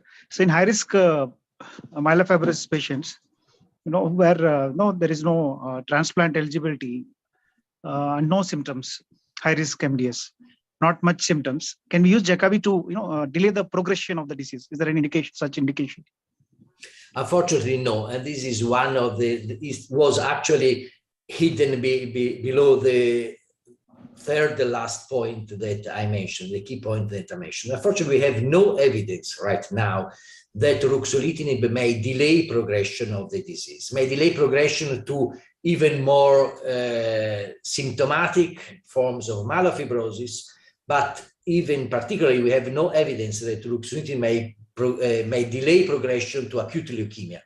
And also, we do not have enough evidence to state that treatment of earlier myelofibrosis with ruxolitinib may delay progression to overt forms of myelofibrosis. We do not have enough data in that regard. We have no evidence of a disease, a radical disease-modifying effect of ruxolitinib on myelofibrosis. For sure, it improves patients' quality of life.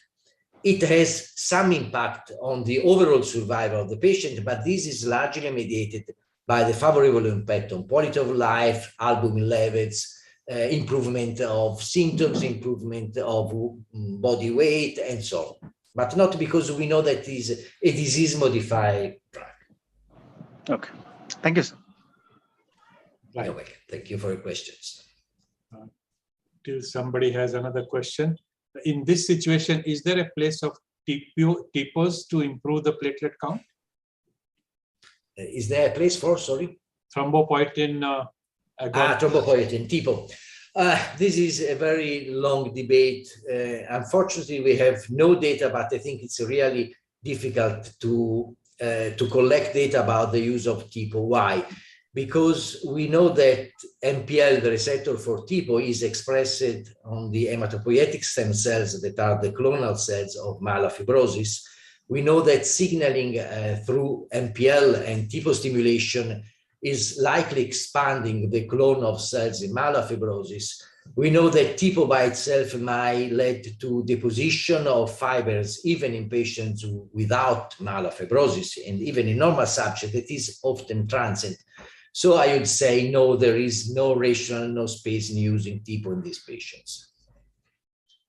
Right. And to reduce the massive spleen, you think one can combine hydroxyurea and the low dose ruxolitinib?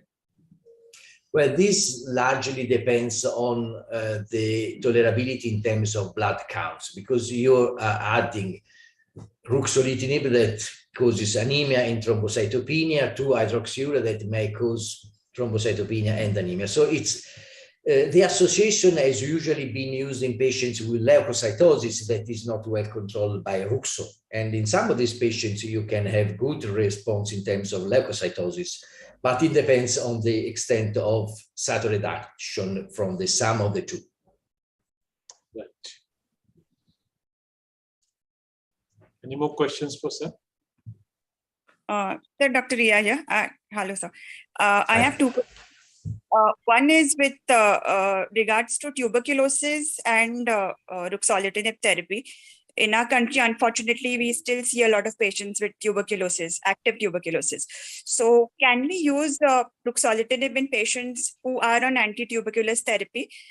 And that was the first part of the question. And second was in patients who have completed their AKT, anti-tuberculous therapy, and I'm planning to put them on ruxolitinib. Do you suggest some sort of prophylaxis like INH prophylaxis to be given alongside the ruxolitinib? Okay, as regards the first question, if the patient is on full prophylactic therapeutic dose for tuberculosis, and after, usually we wait some months of full dose of tuberculosis therapy before starting ruxo. But if the patient has not active disease and is prophylactic on treatment against tuberculosis, I would say yes, that ruxolitinib can be used. The second question was, sorry, can you recall what was the second question? Yes, if the patient has completed his anti-tuberculous therapy, should we consider this to put this patient on INH prophylaxis? Prophylactic therapy after completion of the complete. Well, if the patient has no evidence of active disease and completed full treatment, and provided you have very careful follow-up of the patient, that might be done. One more question, if I may. Yeah, we sure. see a lot of patients with severe anemia on ruxolitinib therapy. So if a patient has recurrent anemia, do you still recommend continuing the ruxolitinib and maybe supplementing this patient with blood transfusions? Well, as you probably have appreciated in one of the slides, the development of anemia does not negate any significant impact of treatment on spleen volume reduction and symptoms. And of course, this is the first aspect that you have to assess with your patient. If the anemia is not so severe to be heavily transfusion dependent, and provided that usually after 6 months the extent of anemia reduces, I think that treatment should be continued with ruxolitinib, of course with a good balance between side effects and favorable effects of the treatment. Thank you so much. Dr. Balin, you have a question. It's actually not a question, just a comment on Ria's question. I just wanted to mention that rifampicin reduces the levels of ruxolitinib by approximately 50% because of enzyme induction. So that must be taken into consideration when you're treating a patient of, who's developed tuberculosis. Okay, thank you for this important information. Thank you. Any more questions? I'll be asking one question. I went to the presentation. It was really a comprehensive overview. The main thing was after going through the entire data and the analysis and the European Leukemia Net and Cochrane analysis that has been done subsequently, are we really going to put any case from an overall survival point of view on ruxolitinib to begin with? That was the crux of the entire debate. So would you prefer to put any patient on that? I'm not too convinced about it, but I wanted to know your view. Well, of course, we cannot state, let's say in bold, that ruxolitinib improves survival in patients with myelofibrosis, because this would require a controlled prospective study that has not been performed. And to be very honest, I think will never be performed because of ethical reasons, because now it's not ethical to keep a patient who has splenomegaly and symptoms without treatment, without being treated with ruxolitinib. So the information that we have are at best derived from the best and more correct statistical approach on control studies and on prospective studies that, however, may be only real-world studies or general population studies. So I believe that we can quite safely state that it's very likely that ruxolitinib improves survival in patients with myelofibrosis. The fact is that the improvement, as you have seen also by the numbers, are still in the range of what is largely not satisfactory.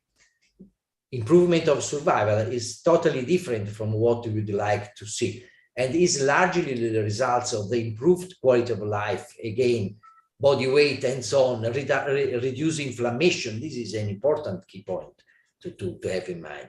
But what at the same time is very clear is that this is not an imatinib-like drug. This is not changing what is the natural history of the disease. It's delaying, probably, the evolution of the disease in some patients, and this results in an improvement of survival. I think that we might be very confident on that. It's totally unfair to say that this is a disease-modifying agent at present.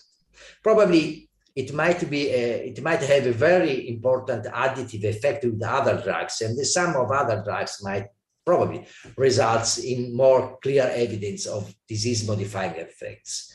Rux alone is what is an important drug, improvement in survival, but not what you and me would like to have a single drug for the treatment of patients with myelofibrosis.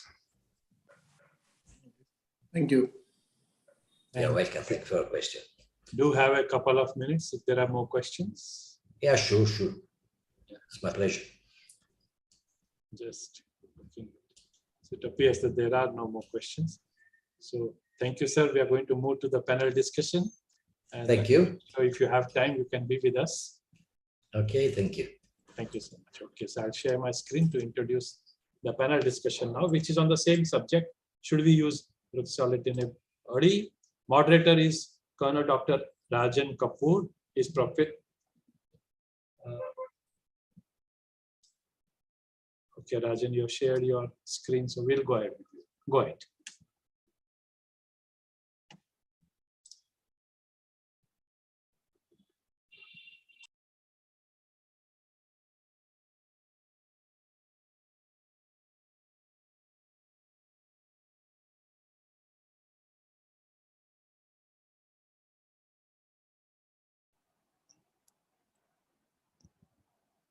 Hello. Yes, Rajan. Can you see me the slides? I'm not... We see it. Make it okay. Slideshow mode. Yeah. Yeah. Perfect. So good evening. Thanks a lot, sir, for giving me this opportunity. And we had an excellent talk. Now, most of the things have already been covered. So apologies. Many of the slides would be a repetition. But we have an esteemed faculty, hematologists and hematopathologists. So again, the same topic, should we use ruxolitinib early? So the key points which have already been alluded to is that in myelofibrosis, transplant is the only therapy for potential for cure, but it is limited by significant mortality and morbidity, especially in patients with the huge spleens. JAK inhibitor therapy, effective approach, mainly for constitutional and splenomegaly related symptoms, and candidates who do not wish to pursue transplant. As has been reiterated, JAK therapy is not curative, limited duration of clinical benefit, and most of the patients within 2 to 3 years will experience treatment failures. Now, as is true in most of the diseases, the transplant, if done earlier, has got the best results, but the same group of patients will also have a better and more durable response with JAK inhibitor therapy. So with this, I'll just have one case number 1, which is a 60-year-old woman who had symptoms of symptomatic splenomegaly, a spleen of 8 centimeters, hemoglobin was less than 10, WBC and platelet counts were essentially normal, and peripheral blood blasts were 1.2%. The grade 3 fibrosis and cytogenetics showed normal karyotype, but NGS, which we have been doing regularly now, showed type 1 CALR mutation, and this patient was decided on to start on ruxolitinib. So first question to Dr. Ashish, who's an avid transplanter, and I thought that he's very skeptical of saying that ruxolitinib increases the overall survival. So my question is, do you believe in this data to suggest there is going to be an overall survival benefit with the use of ruxolitinib? Dr. Ashish, please. I made my point, I think, clearer a bit earlier. So I have my strong reservation. The same reason why it has been mentioned by our faculty, that it's not imatinib. It's not. It's only for symptom relief that we are going to look at it. There is some data in the Comfort 1 and 2 trial that came, but if we start analyzing it in detail, there was a review by European Leukemia Net, and there was a Cochrane analysis also, where the difference in the curves and the data available there for difference in the survival was not that convincing enough.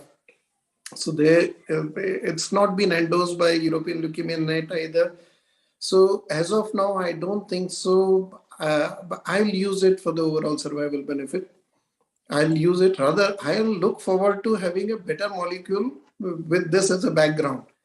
But yes, for anybody using it. The other reason for my reservation is, if you look at the data in detail, by the end of 5 years, 75% people have discontinued this drug. If you look at the data very carefully. So most of the people where we expected to have an overall survival benefit, they are supposed to continue. They are not continuing it. And most of them are discontinuing because of side effects. So I think that is the reason. So I would not be using it for overall survival as a goal. I think that's important to do a patient counseling when we start a ruxolitinib that we are giving mainly for the symptom control. I think this slide was shown and explained beautifully by Professor Venucci. Now there is some difference in the curves, and more if you do the statistical test to separate out the crossovers who have taken ruxolitinib later, then it becomes more apparent. But a very interesting thing is, if we see the survival of patients with myelofibrosis in the last decade when the ruxolitinib has been available, the maximum benefit is for the lower IPSS. But what is interesting to see is that even compared to 2010 to 20, the lower IPSS gets the most of the benefit. So maybe there is a case of starting ruxolitinib early, as has been alluded earlier. I believe that's related to the improvement in the supportive care that is coming along. Yeah, coming to that, this is the slide which shows this. Again, what you are saying, the same thing. If in this decade, means after 2010, even people who have not been exposed to ruxolitinib have better survival. So supportive care is improving. Definitely, that is one major factor. But yes, there is some, maybe, as you said, we are waiting for a newer molecule where the overall survival will improve. So the next question is to Dr. Gurmeet, who's a hematopathologist. Now we have a larger availability of diagnostic and prognostic tools. In your practice, what genetic tests do you perform at initial diagnosis? Dr. Gurmeet? Thank you. At the onset, I would like to thank Agarwal sir for inviting us for such a wonderful academic feast. So to answer your question, Dr. Rajan, although we have so much of genetic test available, but always we start with something very basic like doing a CBC differential, looking at a peripheral smear. And from that, the first thing that we would like to rule out is CML. So we'll do a BCR-ABL either by RT-PCR or by FISH analysis. And once it is negative, then we go for a bone marrow. Bone marrow is very important here because we want to look at the degree of fibrosis that is present and also the number of blasts that are present in it, in the bone marrow.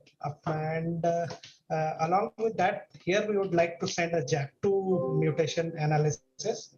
would do a JAK2 mutation. And if JAK2 comes out negative, then would go for the next line, that is the MPL and the CALR mutations. And if these are also negative, then to prove clonality, we have to look for some uncommon mutations like the IDH, the TET2, and etc. There are so many of them. And this is basically how we proceed when we suspect a case of myelofibrosis. Yeah, thank you, Dr. Gurmeet. You have actually covered everything. So what we had learned from the talk by Professor Venucci, now we are moving on from clinical cytogenetics. Now we are going on to clinical cytogenetics and molecular. So many of us now in the last 2 years, we have been using NGS very routinely for a case of myelofibrosis and trying to pick up the mutations along with the cytogenetics. Coming to the next question, this is for Dr. Harshit Khurana. Now, spleen is a major issue in the patients of myelofibrosis. It's not among the variables considered in risk stratification. So in your opinion, do you associate spleen size or reduction with reduction in risk of death in myelofibrosis? Dr. Harshit. Good evening, everyone. So, as far as the data is concerned, as the Comfort 1 and Comfort 2 trials do suggest that the reduction in spleen size and other symptoms as well are though associated with a better overall survival, relatively better overall survival. The curves do start separating out when you see at 6 months or 24 weeks and thereafter. And the durability of spleen response also does matter. The longer the spleen response persists, there might be an improvement in the risk reduction in the death rate. But as we've all heard today, that overall survival obviously is not yet can be assessed right now. Though some factors do play a role. The larger the spleen, the higher the risk stratification of the disease, the higher the WBC at presentation, and the longer the delay in starting the treatment or inappropriate dosing. All these do matter a response in spleen size and does affect the outcome. So, though overall survival may not be very different, but yes, the splenic size reduction and other symptoms going away do probably reduce the risk of reduction, in my opinion. Thank you. Is Professor Venucci there? Can I ask? Okay, I think there is a message, sir. He has left. So, do you consider adding on hydroxyurea along with ruxolitinib, especially if the counts are high and the spleen size is big? In my practice, yes, sir. Occasionally, I do consider giving both the drugs simultaneously, depending upon the clinical profile of the patient. When there is a high TLC, the symptoms are higher, the higher risk stratification. I do occasionally consider combining both the drugs. Yes. I think this has already been shown that spleen response is a major thing in clinical practice also.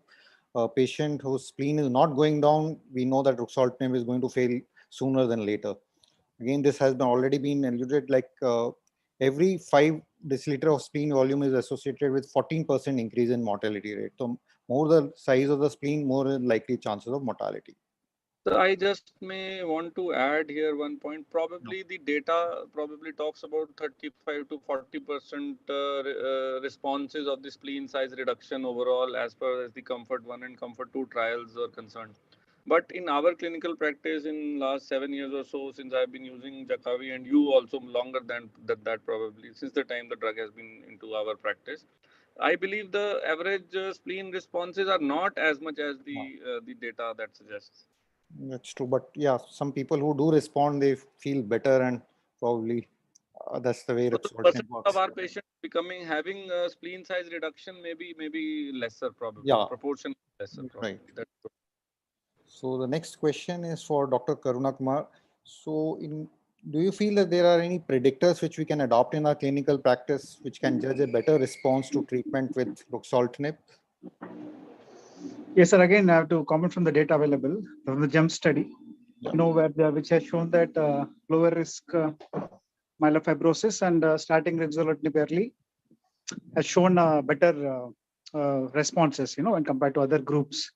So maybe we should, I don't have much experience in this area. Maybe we have to just start using this and then check it, sir. So have you been able to use the recommended dose according to the platelet count? Say if it is above 1.5 lakhs, using 20 milligram BD, since the cost is a major concern in our country. Have you been able to use the appropriate dose? So usually I start with lower dose, then I gradually go up. Depending on the response, usually I titrate. Again, yeah, I agree. Finances is a concern. If the respond at lower dose, I keep it at that dose only, and then I follow them closely. So again, the same thing was already brought out. The symptom score, if it is high, and earlier start of ruxolitinib, that shows a better response. Now the next question is for Dr. Mobin Paul. Again, this is the crux of today's discussion. We have been discussing around this topic. Is there any literature to support benefit of starting ruxolitinib as far as outcomes and adverse event profile? In your clinical practice, have you been able to start someone early, like intermediate one or a lower risk? Yeah, Dr. Mobin? Yes. Hello. Hello. Yeah, we can't hear you clearly.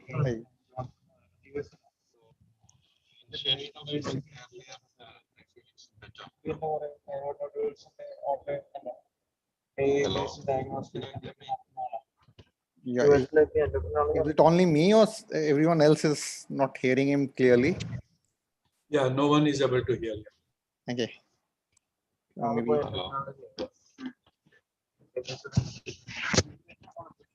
Okay, I think we'll go ahead in that case. So, Rajan, can I just make a brief comment? Sure, sorry. I just think that starting ruxolitinib early would just mean that whenever it is indicated, as per the usual symptoms, if there's a massive splenomegaly or there are severe constitutional symptoms, we need to start it early when it is really indicated. I don't think there's a sense in trying to push it too early and expect a greater survival benefit. So when it's indicated, please start it early so that you have a better quality of life, etc. I think that's the take-home message. That's the crux. Like if you have decided that you have to start ruxolitinib, probably start and make sure that it's in the appropriate dose. Otherwise, it's not going to help. Like with Samir sir. Yeah. Yeah. So I usually gets a dose of 10 mg BD. Many of the time we may not be able to go beyond that dose. Yeah. So I just keep it on the 10. Yeah, so that's what is important. Like if massive spleen, 5 milligram may not work. So if you decide, give an appropriate dose and start early if there is an indication. So again, same thing which has been reiterated. I don't think we should waste time on that. This has already been alluded to, these trials, the robust trial, the jump trial. Again, they have started using an intermediate one, but as Samir has said, first and foremost, decide whether you have to give ruxolitinib. If you have decided that you can use it in even an intermediate one also, if they are symptomatic. Again, this jump trial, which was told by Professor Vanucci, again, the same thing, this the patient reported outcomes, again, the same thing, it's not going to affect the overall disease outcome.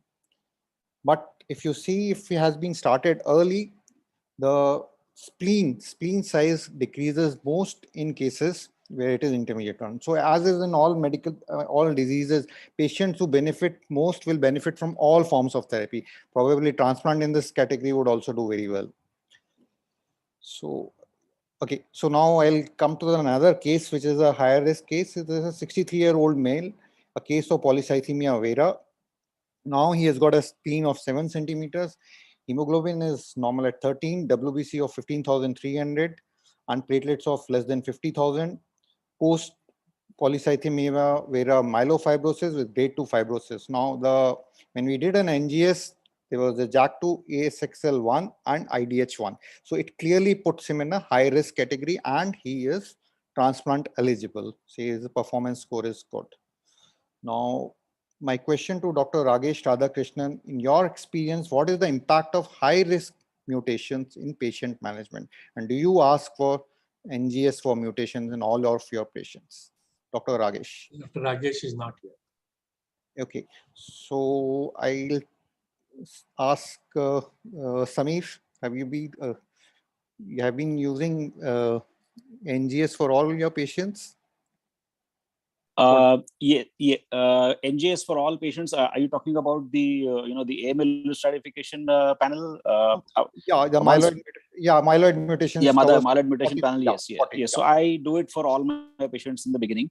It's important, I feel, to identify somebody who has had an ASXL1 mutation, and because those patients are going to observe them very closely, and if possible, transplant them as early as possible, even if they are in the low risk or intermediate one stage. If they're transplantable, I would not wait too long, because these patients can potentially convert it to AML in the next few months.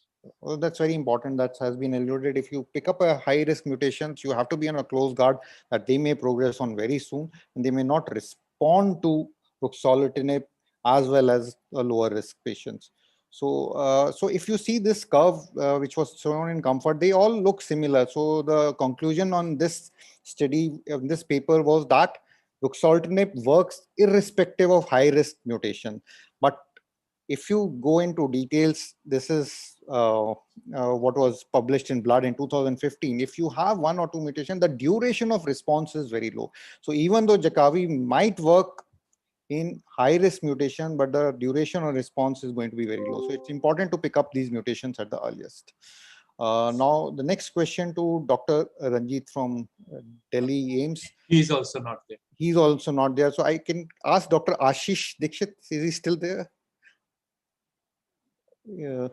Yes, I'm there. Okay. So transplant eligible patient, how do you place ruxolitinib? So like our case number 2, he is definitely a candidate for transplant. What is the role of ruxolitinib? What dose, and how will you place it? In this case, most likely I'll proceed for transplant early rather than using ruxolitinib first, unless there is a massive splenomegaly, mainly because the platelets are already on the lower side. Yeah. The risk of using ruxolitinib early also will start. If the patient is too symptomatic, cannot go for transplant, then I may try a very low dose because it's a borderline platelet, just at 50,000, while waiting for the transplant, and then use it. But our concern always will be withdrawal from ruxolitinib and then proceeding immediately. Okay, so if supposing this patient had a massive splenomegaly and a normal platelet count, how long would you give ruxolitinib? Would you attempt to reduce the spleen to a particular size and then go for a transplant? Mostly no. Mostly no. We'll prefer to proceed directly. I usually am not. I usually don't consider that as a factor. Okay. But it depends. I mean, how much is it? If the cytopenia is more or any other changes, then in that case, yes, I would like to use in that scenario. Again, the concern would be whenever the response comes at the time later, if I'm going to withdraw and there is a longer gap, will it create any cytokine storm later during the phase? Yeah. Can I just ask a question, Ashish, to you or anybody else? You have a patient who's on Rux and you're taking him for transplant, and you already started the conditioning, and you're worried about that cytokine storm coming up sometime in between. Do you continue a low dose of Jakavi through the transplant? And when do you decide to stop it? How do you taper it during the transplant period? That's a tricky question, Samir. I frankly don't have an answer, and mostly I'll not be. Do you consider it as a part of prophylaxis for GVHD? No, I'll just come to that, Samir. At that time, I'll definitely not prefer, because the degree of cytopenia that I'm seeing without transplant in these scenarios is quite high. My first worry will be to get the patient out of the transplant, because the worry is mainly higher mortality compared to other people in myelofibrosis and transplant. Yeah. So I'll be a bit bothered about using it. So if I have to withdraw, I'll just withdraw around that time when I'm about to start conditioning, so that the cytokine storm is the least of my problem. So I'll just try to show this. This is a very interesting study which came this, what Samir was asking and Dr. Ashish was telling, Jack Allo study. Now they did find that most of the patients were able to go to transplant, but main question which came is how to stop ruxolitinib prior to transplant. So they gave a flu-mel conditioning. So first 15, I think first 30 to 40%, they progressively stopped ruxolitinib, and then they found cardiac failure. So they had to stop the trial for 1 year And when they started, then they decided that we should stop it abruptly just before the melphalan. So the three problems which they faced was a cardiac failure, a TLS, and a cytokine storm. So now the final conclusion was that if you have to stop it abruptly just before the melphalan and give a TLS, then they did not find this cardiac toxicity. So as has been told that myelofibrosis is a very difficult transplant. If you don't have a match sibling donor, I really don't know whether to go for a MUD. Certainly 9/10 should not be attempted in myelofibrosis because it's very poor prognosis, and even MUD is not that great. So, one good idea is to just reduce the ruxolitinib to a very minimum dose, something like 2.5 milligram BD to prevent that cytokine storm from coming up. That won't affect the counts too much either, and probably continue it through the conditioning. And as soon as the cytopenia starts developing, take it off that time. In this study, what they found is that increased the complication rate. Now, what they did is continue the same dose and just before the melphalan, stop it immediately. Do not give a raw dose because there's no point in mixing it as a prophylaxis against GVHD. So that's a different issue. If GVHD occurs, then you use Jakavi. So in this paper, actually, they have said that you probably stop abruptly just before melphalan. I mean, it's small numbers. Okay. So again, this has been discussed in detail in your practice. Like zoster is one of the major complications of ruxolitinib. Do you use acyclovir for a patient on Jakavi? I use acyclovir for about 6 months. There's no data. It's just a personal feeling that I just probably for the first few months we need to probably cover with the acyclovir. And infectious complications, I've seen tuberculosis, 4 patients. I've also seen herpes reactivation, and in a sicker patient, I've seen bacterial infection as well, sepsis, UTI I've seen. So these are the infections. Harshit, any experience, any infections which you have seen? Okay, I think. So again, same thing, UTI, pneumonias, but what we have seen in tuberculosis, though they did not find in their studies, and rightly so, hardly any incidents there. So we have been seeing tuberculosis and real fatal ones. So infections are an issue with Jakavi. Now the question is for Dr. Ria. In your opinion, in your patients, has there been any impact, the nutritional and metabolic impact? Have you seen a sea change in the patients who have started using Jakavi? They put on weight or something, in your practice? Yes, sir. It's definitely something that we see. The appetite improves. That results in overall better nutritional state. And one of the constitutional symptoms with myelofibrosis is weight loss. So on statin JAK inhibitors, it's the inflammatory cytokines which are mainly responsible for everything through the JAK pathway. So the moment you inhibit the pathway, definitely the overall well-being of the patient, the nutritional status, the weight would all improve. And we do see it in routine practice. Yeah, so that's very well said. So I think that was already discussed in the discussion. When you use ruxolitinib, as it's affecting the immune pathways, the cytokines which go down, well-being is there, weight increases, and patients feel better. Now, I think Dr. Soumya is not there. This is a final question. So any of the panelists, maybe Dr. Karuna can take on, because he had asked this question.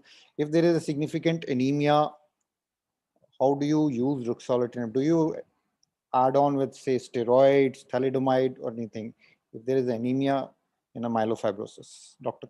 Karuna? Yes, sir. So myelofibrosis, we use low dose steroid and this thalidomide sometimes. Okay. So what is your in fact, some patients respond very well. They maintain counts with these 2 simple drugs. I have a patient who is maintaining his counts for past 2.5 years, in fact. Intermediate 2 risk myelofibrosis. But combination with Jakavi, not have much experience. So, and in your practice, what has been the commonest reason of discontinuation of a JAK inhibitor? Like you have started ruxolitinib, what is finances?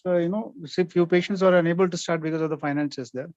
A few patients, they got reimbursed from companies. They are able to continue. But so in my practice, mainly the finances. That is the only thing. I am unable to start in few cases. In fact, Jakavi. And Samir, what is your experience of thrombocytopenia and myelofibrosis, Jakavi? Do you combine it with something else like L-Thrombopag or Romiplostim? Actually, I do. Sir had asked this, and Dr. MBA Yeah, asked I this know, same question, thing. and you know, I wanted to see I what was is a our little, yeah, I practice. was a little, yeah, no, I use it. Okay, and With not such terrific benefits, but yes, I have tried it. so can I ask it to Dan Dr. is all. Okay, Dr. MB Agarwal, sir, has he used? Because one of the side effects of TPO agonists is fibrosis in the marrow. So does it hold that way? Yeah, so as was mentioned by Samir, we do use it. I don't think there has been any significant myelofibrosis in our other patients where we've used it, like ITP, aplastic anemia, or MDS. And I do use, though this was discussed and the speaker didn't agree, but we do use 5 milligram of Jakavi twice a day and gradually build it up in patients with thrombocytopenia to very carefully keep looking at the platelet, because we don't have many options. We did come out with the second generation JAK inhibitors, but what do we do in our situation? So we use JAK inhibitors, build up the dose, use L-Thrombopag or Romiplostim, and we succeeded also in getting this gradually. Thank you, sir, for sharing. Anyone else has got an experience, Dr. Ria? Like, because this is a very common problem, and I think most of us are using L-Thrombopag or Romiplostim, and we do find some benefit. So, I have used it in one patient, sir. So I agree with Samir sir and MB Agarwal sir, because then you're left with no option in advanced disease. You cannot use hydroxyurea, ruxolitinib. You cannot go on below a platelet count of 50,000. So you need something else. And steroids, I don't know how effective they would be in combination with ruxolitinib. So the only option we are left is a TPO agonist. Okay, okay, you can take on. Rajan, also in, if I may, also in the, not in this, but in the GVHD scenario, we routinely encounter such severe thrombocytopenias. Yes. So there we routinely give TPO agonists and use Jakavi when we need to treat. So yes. I think we can very well extrapolate that to myelofibrosis. I guess that's very well said, because we have been using this. So probably we have to see it systematically and probably report it.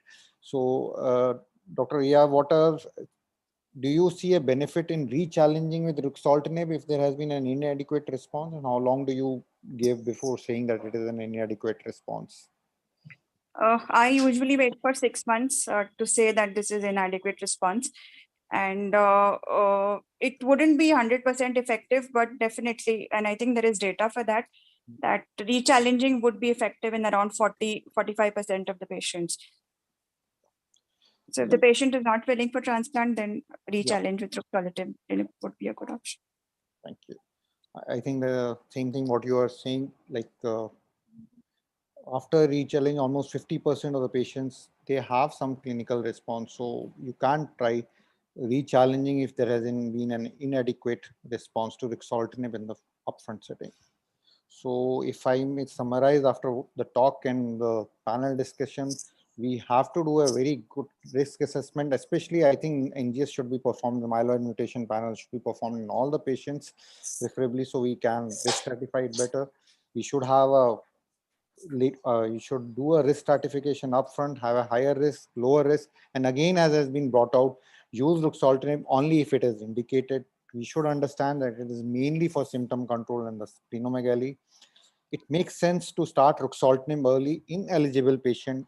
You have a better symptomatic response, a fewer adverse event. Obviously, the tolerance is better and longer preservation of quality of life. With this, I have ended my panel.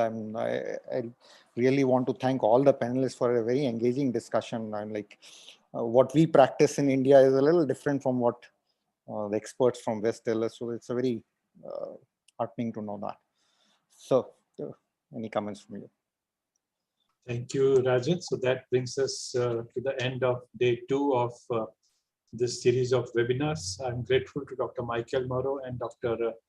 Venucci for giving 2 excellent talks, both the moderators, Dr. Tufan and Dr. Rajan, for conducting the panel discussion so beautifully. All the panelists who made it very engaging. Our sponsors, Novartis, and our event manager, both Yash and Kalpesh from Perfect Square. So with that, good night to everybody. And those of you who are interested, join us tomorrow at 7 o'clock. Thank you, sir. Thank you, sir. Bye. Thank you.